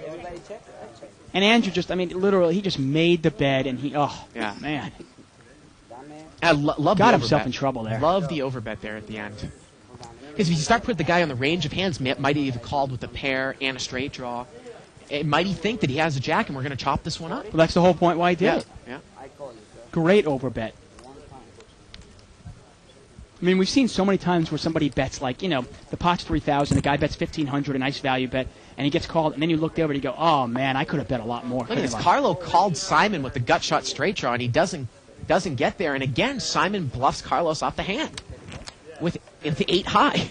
Well, 2 hands, 2 bluffs for Simon, huh? Yeah. And tonight is not bluff night. Maybe we should get Simon in tomorrow night's game. Yeah. Once again, you're watching Live at the Bike, folks. I'm David Tuckman here at Bart Hansen and watching No Limit Hold'em. Blinds are 10-20. And we are live, unedited, unscripted. One thing great about being live is, we never know when a big hand is going to come. Right.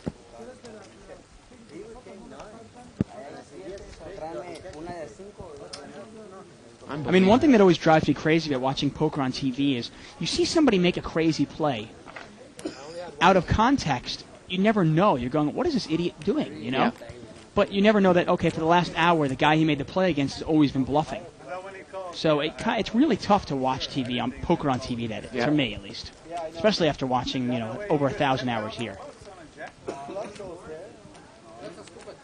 And of course, for new viewers, you can sign up for the archives and you can watch every show we've ever done. Barry Greenstein has commentated on the show for a full 3 to 4 hours, 3 or 4 times, Dave. We had Kathy Liebert comment on her play. Nothing that we've ever seen. Like, she'll go out and play, and she came back and analyzed each and every single hand. Now, we have a raise here by Joe. He made it 40 to go. Now, he's on the button. Yeah, a little mini raise with a suited connector. King 4-7. Now, Hav has got top pair. Let's see how he plays it. I bet he's going to go for the check raise. Hav likes to go for the check raise when he has a big hand. And not necessarily a big hand, but, top pair, he usually check raises. Well, King Queen can be a trouble hand. Carlos is going to bet. Well, he's going to bet on the 4. Bet 100. He's going to bet 100. And is Joe going to raise here? And Simon also has the 7. Now, this might go check. This might go bet, call, and then Hav will probably raise the king. Dave, the pot's $300. It's 100 to call now, and Joe calls. And Simon calls. I almost bet you here. They got 2 calls here. Yeah. Hav is going to raise this up. Yep, there you go. $500 pot. Now the raise makes it 400 more, so it's a $900 pot. It's an additional 300 to call. Hav loves And is check Carlos raise, feeling big lucky? hands. Is he feeling lucky here? He's got 300 more to call. It's a $900 pot. How much was the 300 more? Yep, 300 more. Not that big a raise, to be honest with you.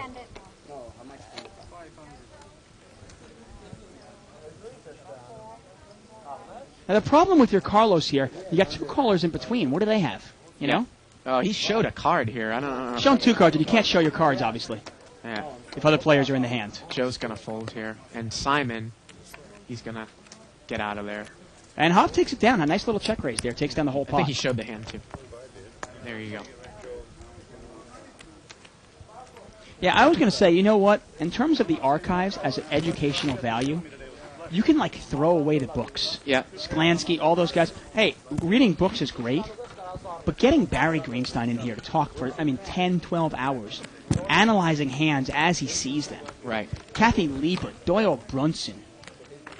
You cannot get any better. The education. lovable Kenna James, very entertaining. Oh, and very he's knowledgeable. fabulous. Yeah.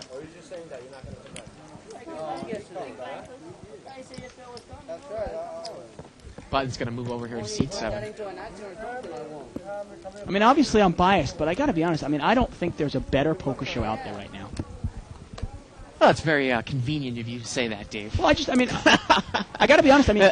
I've watched the archives myself, and in terms of If you've watched WPT and you've watched World Series. in terms of educational value, Yeah. seeing every single hand, Yeah. the value is just huge.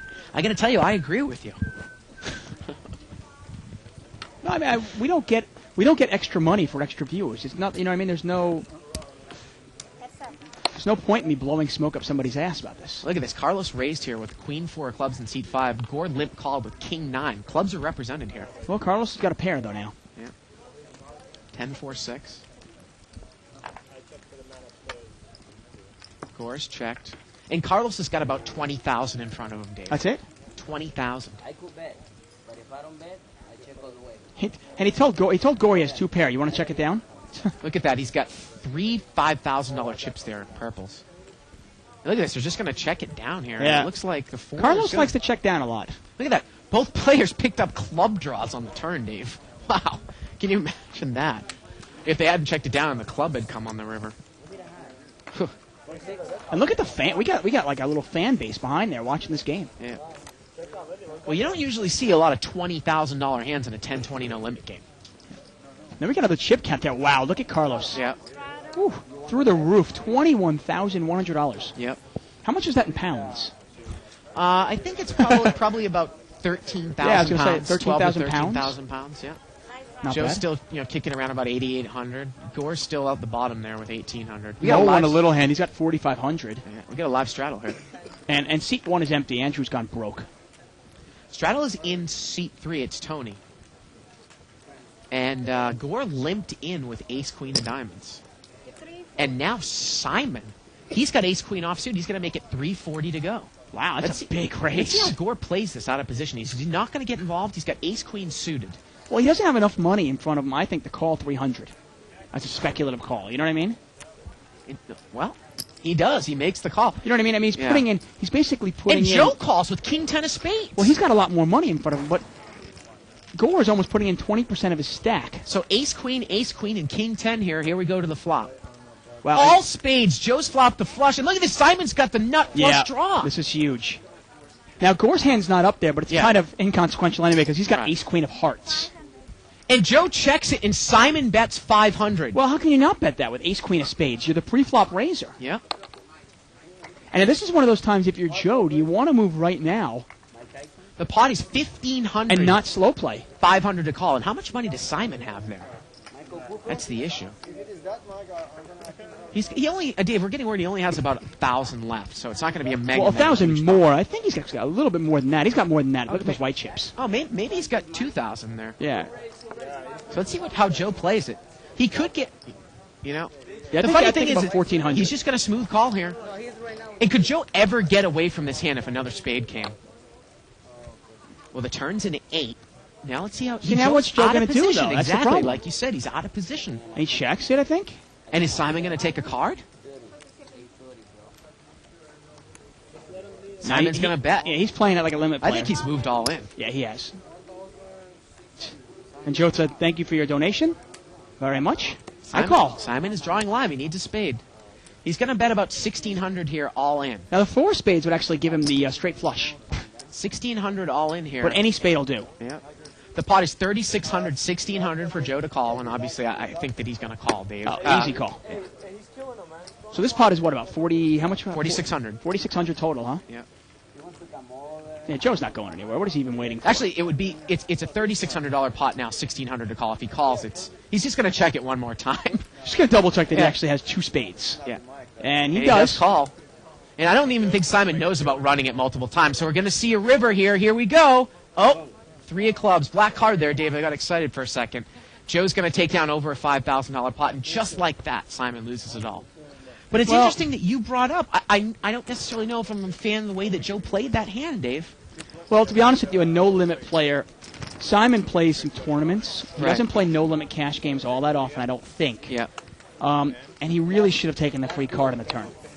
When he gets called Yeah. on the flop, Yeah. you know, what is Joe calling me with? Right. What, do you think he's calling you with just a king of spades? What do you think he's just calling with ace king? I mean, he's calling you with something. He didn't. It's not like it was like a $50 bet either. He called a $500 bet. Well, and the point of you saying that, now obviously Take the free it card. worked out for Joe, but the point of you saying that is that if you're up against a good no-limit player, he is going to take the free card, and you can't really afford to make that check on the turn with a flopped king-high flush. Yeah, I mean, but you never know. Maybe Joe knows Simon very well too, Yeah. and maybe Joe knew Simon would keep pushing. He knows that Simon's a very aggressive player, very loose aggressive player, and maybe he knew Simon was going to keep pushing Yeah. because he got all of Simon's money, and just like that, Simon loses $2,000. He raised or he called? He called. Button here is over in seat 9. He raised. He make it 100. And seat number 5 there, that is Carlos. He's going to raise with Queen Jack off suit. He's going to make it 100 to go. He raised 100. Yes. And Gore's going to play with him, Dave. 10-5 off suit. And Simon is in there with king 10 of hearts. So Simon must be behind some amount of money. Carlos flopped top pair. And he's rebought for $1,000. Okay. Carlos is going to bet here. The top pair, he's going to bet $200 into a $300 pot. $1,000 is real small for this game right now. I mean, when we say it's a $1,000 buy-in game, it's not a $1,000 buy-in game. The blinds are 10, 20. This is really, to me, at least a $2,500 buy-in game. Now, interesting little post here from Arvin on 2+2, right? He's talking about the play, the big flush, where Carlos pushed into Andrew. Yeah. Now, obviously, you know, all poker is a fine line. You know, you can look like an idiot on the same play. You can look like a genius. Well, he had said, just to let everyone know, who might not be following the thread, that it wasn't necessarily, Carlos shouldn't be praised for that overbet in the river because he would have looked like a donkey if Andrew had had a higher flush, which he was representing there on the turn. Right. Now, the thing is, though, I'll just throw this at you. Obviously, as far as Carlos was concerned, Carlos obviously thought he had the best hand, you know? Because obviously a higher flush is going to call him down. He knows that. Yeah. So he thought he had the best hand, and he maximized the bet. He maximized the value of that hand. Yeah. So you got to praise him for that play, just because that was his read. His read was that I had the best hand. I don't think he was trying to bluff out a better hand, you know, because there's no way a better hand is going to go away.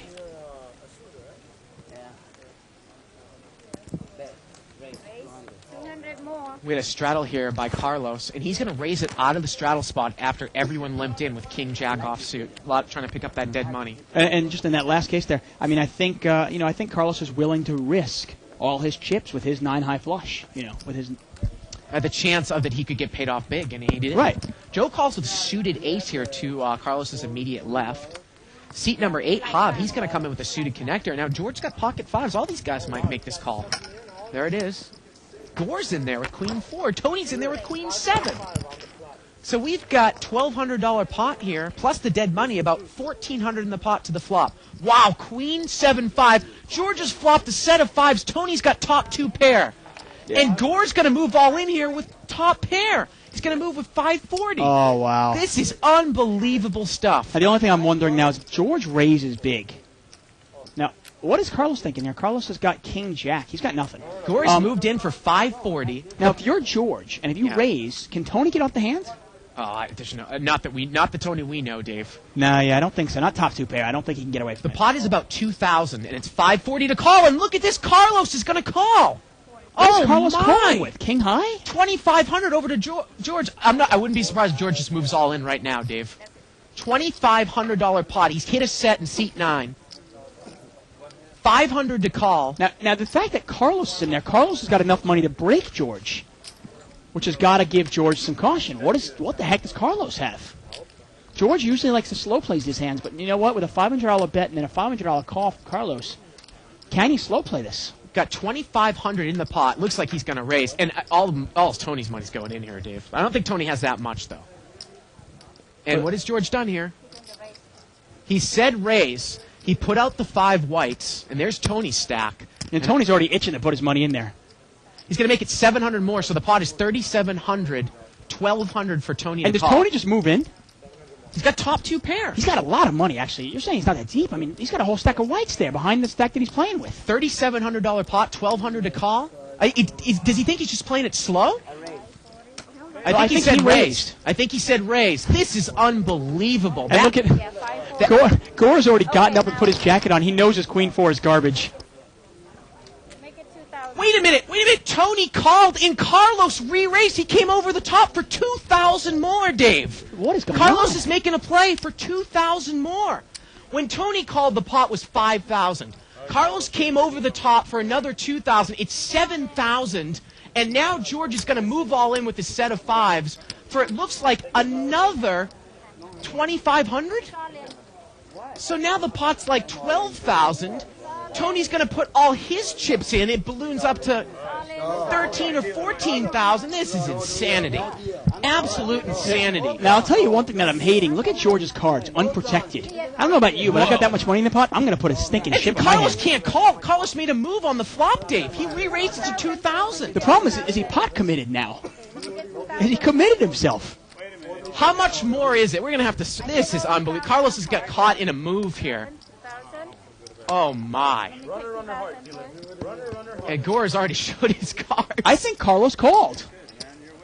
How much extra is it, though? How much is the bet extra from George? Let me get the side pot. What's the bet extra from George? So I guess Carlos called, but how much extra is it from George after the 2,000? Oh, I can That's the estimate it issue. really look there. It looks like about 1,200 more. Maybe it's an extra 1,000, I want to say. And Carlos called the extra 1,000? Well, you know what? I got to tell you. The pot's 14,000 now, 15,000. He's getting 14 to 1 on some sort of runner. Well, okay. So you might have the odds for that one. We've got a couple of side pots. We've got a $15,000 pot here at least. I was going to say, did Carlos actually commit himself? Now, Tony, he can catch the case queen or a 7 Yeah. to win the main pot. Gore's got hearts, backdoor heart draw. Yep. Carlos has got some sort of runner straight draw. George hasn't shown his cards, but he's got to be happy. Well, I don't think he's going to be happy until he wins it. Well, this is just unbelievable stuff. We've got at least a $15,000 pot. And the funny thing is, George is in the side and in the main, so this could be, unless he takes a really bad beat, he's going to take this all in. Well, and the interesting thing is, it's funny, there's only one queen left, okay? There's only one queen left, and there are 2 7s left. Right. Now, Carlos can catch some sort of runner straight draw, though. Now, the funny thing about Gore, though, he's only in for 540. I mean, he's in for the main pot. Dave, the main pot, I was going to say, is only about 2,500, Right. I think. Main pot is only 2,500. And the side pot is probably another 12,000, We've got 13,000. two different side pots working. We got one with Tony. Which is probably worth what? Maybe 8,000? 9,000? And then another side one with Carlos. Which is another 5,000. And Carlos is just kind of throwing his money in. I mean, how could Carlos win with a running straight here? He could win with a running straight, right? Well, if you're Carlos, how can you make a move when all those players show strength?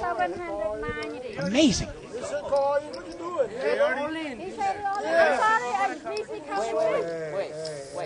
And we're trying to. Well, this dealer should probably get a floor man over there to Yeah. just straighten this out and make sure we got a...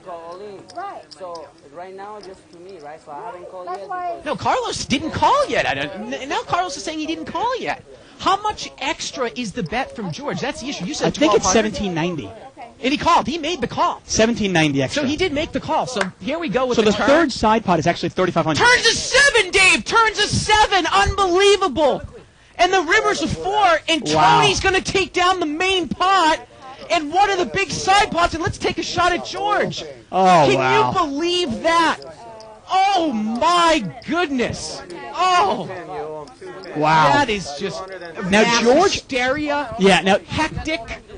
Tony is actually going to win about I want to say about a $10,000 pot. Now, George is actually going to probably break about even. Oh, Okay, because he wow. wins $17.90 Yeah. he wins about a $3,500 side pot from Carlos, okay? And Tony wins an enormous pot. All right, let's get a shot of the pot here on the table. Yeah, let's just look at that. The main pot's going to go to Tony. He's got 7s full of queens. Right, and the main pot is $2,500. Right, Now, the side pot is another about $7,500. right, Which is also going to go to Tony. right, Because he's got sevens full of queens. right. And then George is going to take down that about a $3,500. It was $1,790. Yeah. $1,790, $1,790. But look how much, I mean, that's a $10,000 card on the turn. That's a huge beat for George there. Huge. Unbelievable. Huge. Wow. And he was in. I mean, you look at those Look at cards. Mo. He's Look in at great Mo. shape. Jeez. We said, Dave, there was a case queen and there were 2 more 7s left. This Yeah. is unbelievable. Well, Tony only had 3 Yeah. outs. Wow. Gore had the backdoor heart draw, which obviously was drawing dead right when the 7 came out. Wow. Yeah. And And I don't know if we can see George. Carlos basically just threw away $4,000. Look at George. He's. I mean, that's just unbelievable. So you say that George probably broke about even on the hand? Well, let's look at his last chip count. We can figure it out really quick.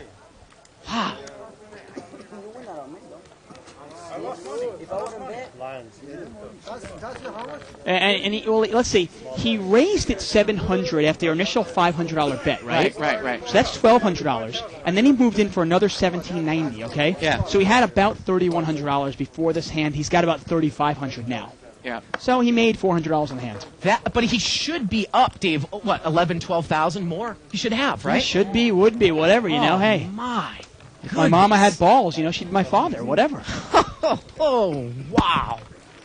Meanwhile, the money. That's why they play the cards. We can you know? see all the money, if Tony hadn't got lucky, all the money he has in front of him would be in George's Exactly. side. That's exactly what it is. I mean, that's 7 there. And Tony only had 3 outs. Yep. Amazing. Yep. The action here is hot. It's heavy. It's scorching. Yeah. I think that was a lucky. Wow. New player in seat 1, we've got Damien. Damien's a real tight, real solid player. He's been on a great run in the poker tournament world. And seat 4, we got a new player called Dave Wynn. Yeah. We could actually just see a shot of Damon putting on headphones, but he's not allowed to wear those headphones Right. to give those information. And- The pot was and- limped around here. Man, I mean, George's night, it kind of started off by giving Mo a bad beat with aces, and then he's just gotten bad beat after bad beat now. Now, Carlos has flopped top pair here. He's going to bet. Simon's got top 2, though. And Carlos, by the way, still has probably close to, I want to say, $16,000. He's still the big winner, but he kind of tossed off about, 4,000 or 5,000 of his money unnecessarily Yeah. there. Well, I mean, think about the action. I mean, Gore threw in 500, call to 500, I then a think- raise to 700, then Tony calls, then he raises 2,000. I got to think, at that point, is George thinking this guy's got a set of queens? When he re-raised on the flop? One of the things I was going to say was when after George threw in that first raise, and then Carlos still re-raised him, Yeah. you'd say, okay, this guy's not crazy enough to be bluffing into 3 players, is he? He can't, especially one of the players is all in. Now look at this. Simon has moved all in here with Jack 7. 640 player. And is Carlos going to call with Jack Deuce? Well, let's see how much more it is. I think he does call. He calls him for about $800 more. So it's 800 more. So this pot's like $2,000. And Carlos is almost drawing dead here. He needs runner, deuces. He needs 2 deuces here. Yeah. That's it. Well, now he can get a king. No, a king would tie it. Still talking in the back. Yeah, king would tie it. River's an ace. Wow. No one has a club, though. Kings and jacks. What is it? Boy, Dave, isn't this a night for the archives, huh? Oh, My man. God. The action is crazy. Yeah. And I got to tell you, if you're a poker player, you love all that money going into Tony's hands. Because he'll give it back. I guarantee it. Maybe not tonight. I hope not tonight. But eventually he'll give it to him. Yeah. Man. I mean, I can't believe Carlos tried to bluff with King Jack. I mean, one player's all in. Another player's re-raised you. And another player's called the raise. I mean, Yeah. what do you think? They're all full of crap? I don't understand that. It's funny. Right now, Dave, we're looking at the thread in 2+2. I think right now in the feed they're working out the side pots, and people haven't quite seen the fact that Tony spiked 7 on the turn yet. Right, they'll figure it out in a second. And they're all going, oh my God, what are they doing? The interesting thing is that Gore threw in $500, and I was just laughing at the fact that, and all that action happened after him, and Gore didn't even wait. He kind of like just said, okay. He put his jacket on, knowing obviously his one pair of queens was not even close to being good. 100, Tony. Now we have a $100 raise here on the button by Carlos. Deuce 10 offsuit, and George just calls with pocket 9s. Tony's in there, 6-8 of spades. New player in seat 4. That's not Gore. It's That's David Dave, Wynn. yeah. And we got $500 pot 5 ways here. Ace 6-7. Now, Dave Wynn is also a tournament player, local tournament player. Mo's got top pair here. Now, not much of a kicker, though. See if he throws a little feeler bet out here, Dave. It looks like he's going to, yeah. 200. I don't think anybody can call this, can they? Lay down the best hand, Mo. And after this hand, I want to get a shot of Tony's chip stack, and that Mo's going to win. Because again, the bad beat that George had there, that's all of the money that George kind of should have. Yeah, doesn't that kind of kill you when you look at somebody else's stack and go, all that should be mine? Yeah. Oh, man. There it is, Dave. That's what. I mean, look at 1, 2, 3,000s, and those are $2,500 stacks right there. So that's about That's 8 and plus 8,000 plus the 9 to 10,000 extra. Yeah, well, each stack of those 20s is pretty much, each stack of those 10s is probably about $250. He's got about 10,000 in front of him. Yeah. Unbelievable hand. Man, Wow. Pineapple, you need that card. Wow. I tell you, you're watching Live at the Bike, folks. Yeah. Every night, 6 to 9 Yeah. Pacific time.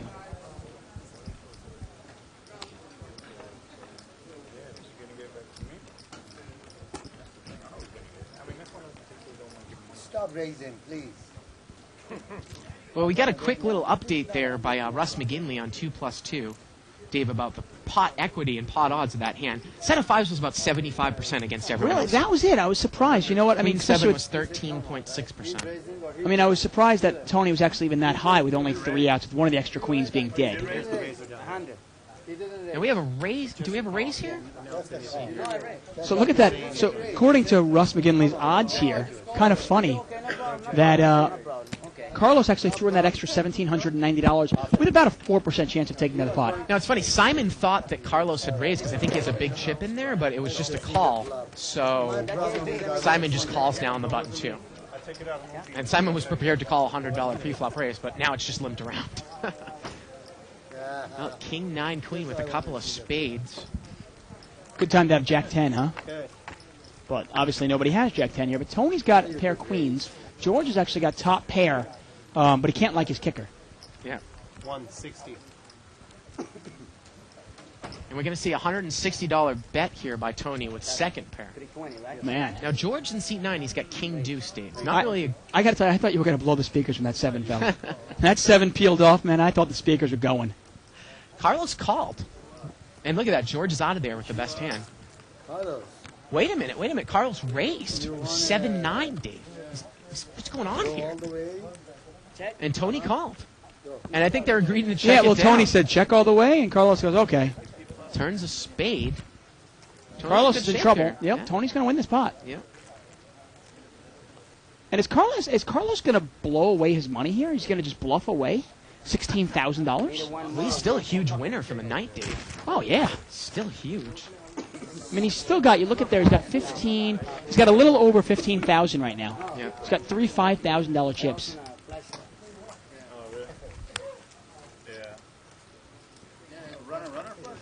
I mean, I got to tell you, if you're playing against some players, it's not, if George is deeper there, it's not beyond the realm that he mucks pocket fives there, bottom set.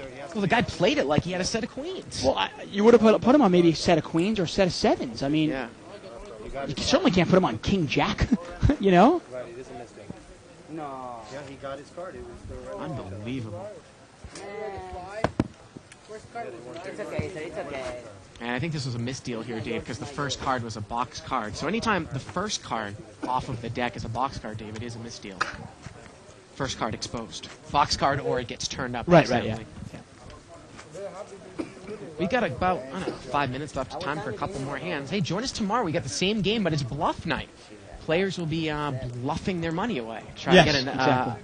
iPod Nano. Possibly, yes. We might be giving away different prizes, though. Oh, okay. We'll see. Once in a while, you got to win. I was actually kind of psyched. You know, in my little gift bag last night from the HollywoodPoker.com 1-year anniversary party, they gave me, among a bunch of worthless makeup and stuff like that I gave my wife, they gave us a nanopod. Really? So it's funny, my wife was looking through the bag, and I conveniently had taken the nanopod out of the bag before she looked in.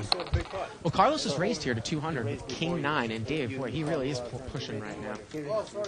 Pocket 8s for George. Let's see how he plays it. He's in the small blind. So a $200 raise with King 9. Simon quickly calls with Carlos Jack is kind of 9. playing like Jesus-esque right now, isn't he? Yeah. And George is going to call with pocket 8s. Maybe Carlos is feeling a little bit too invincible. And again, it's not like George has lost money, but all that money of Tony's kind of should be his there. Yeah. I mean, he actually, like you said, he was Ah. actually up $400 from the hand. But it still hurts. And we've got, how many people here? Four-way action. $800 pot. Queen 9-6 rainbow. Well, Carlos has the best hand. Yeah, now Simon's got a pair of 9s also. He's going to bet 500 here. Let's see what Simon does. Simon's not going to call this, is he? I think he might rip. Well, he calls. Wow. So and George is out of there. So How the do you pot, call $500 with second pair and no kicker? pot is now $1,800. Well, you going to put the guy on a bluff, but it's like, come on, you don't have a hand yourself, really. $1,800. Here we go to the turn. Turns a 4. Dave is not in there, obviously. Check, and the river's a jack. Wow, and Simon gives him a bad beat. And let's see how this plays out. They check it down. Actually, Yeah, they check it down. They well, check it's it a down. third spade. Wow. and Simon just gets real lucky there. And Dave, that was the last hand of the night. We're going to do one final chip count. So we want to thank everybody for joining us. And there it is. Well, Carlos Wow. is down to 15,000 now, Dave. So he's lost how much now since the last chip count? I mean, he was at, what, 24? Yeah, 20 21. 21, so he's down about 6,000. Simon in seat 7, is he at 15,000? He rebought? Wow. It's a heck of a rebuy, huh? No, is that right? That might be. I think he's at 5,000. Raise it. Yeah, I don't think that. Well, there we go. They got Anyway. Joe with 11,000. Yeah, Joe with 11. Tony with his 10,000 after he spiked that 7. Yeah. Mo with 3,000. Yeah. Damon buys him for the minimum. He always does. And George is at 1,500. George is about 1,500. He lost a little bit there. Unbelievable. So that's going to do it for us tonight. So everybody, you know, if this was your first time watching, we have this every single night, Monday through Friday from Action's 6 great. to 9.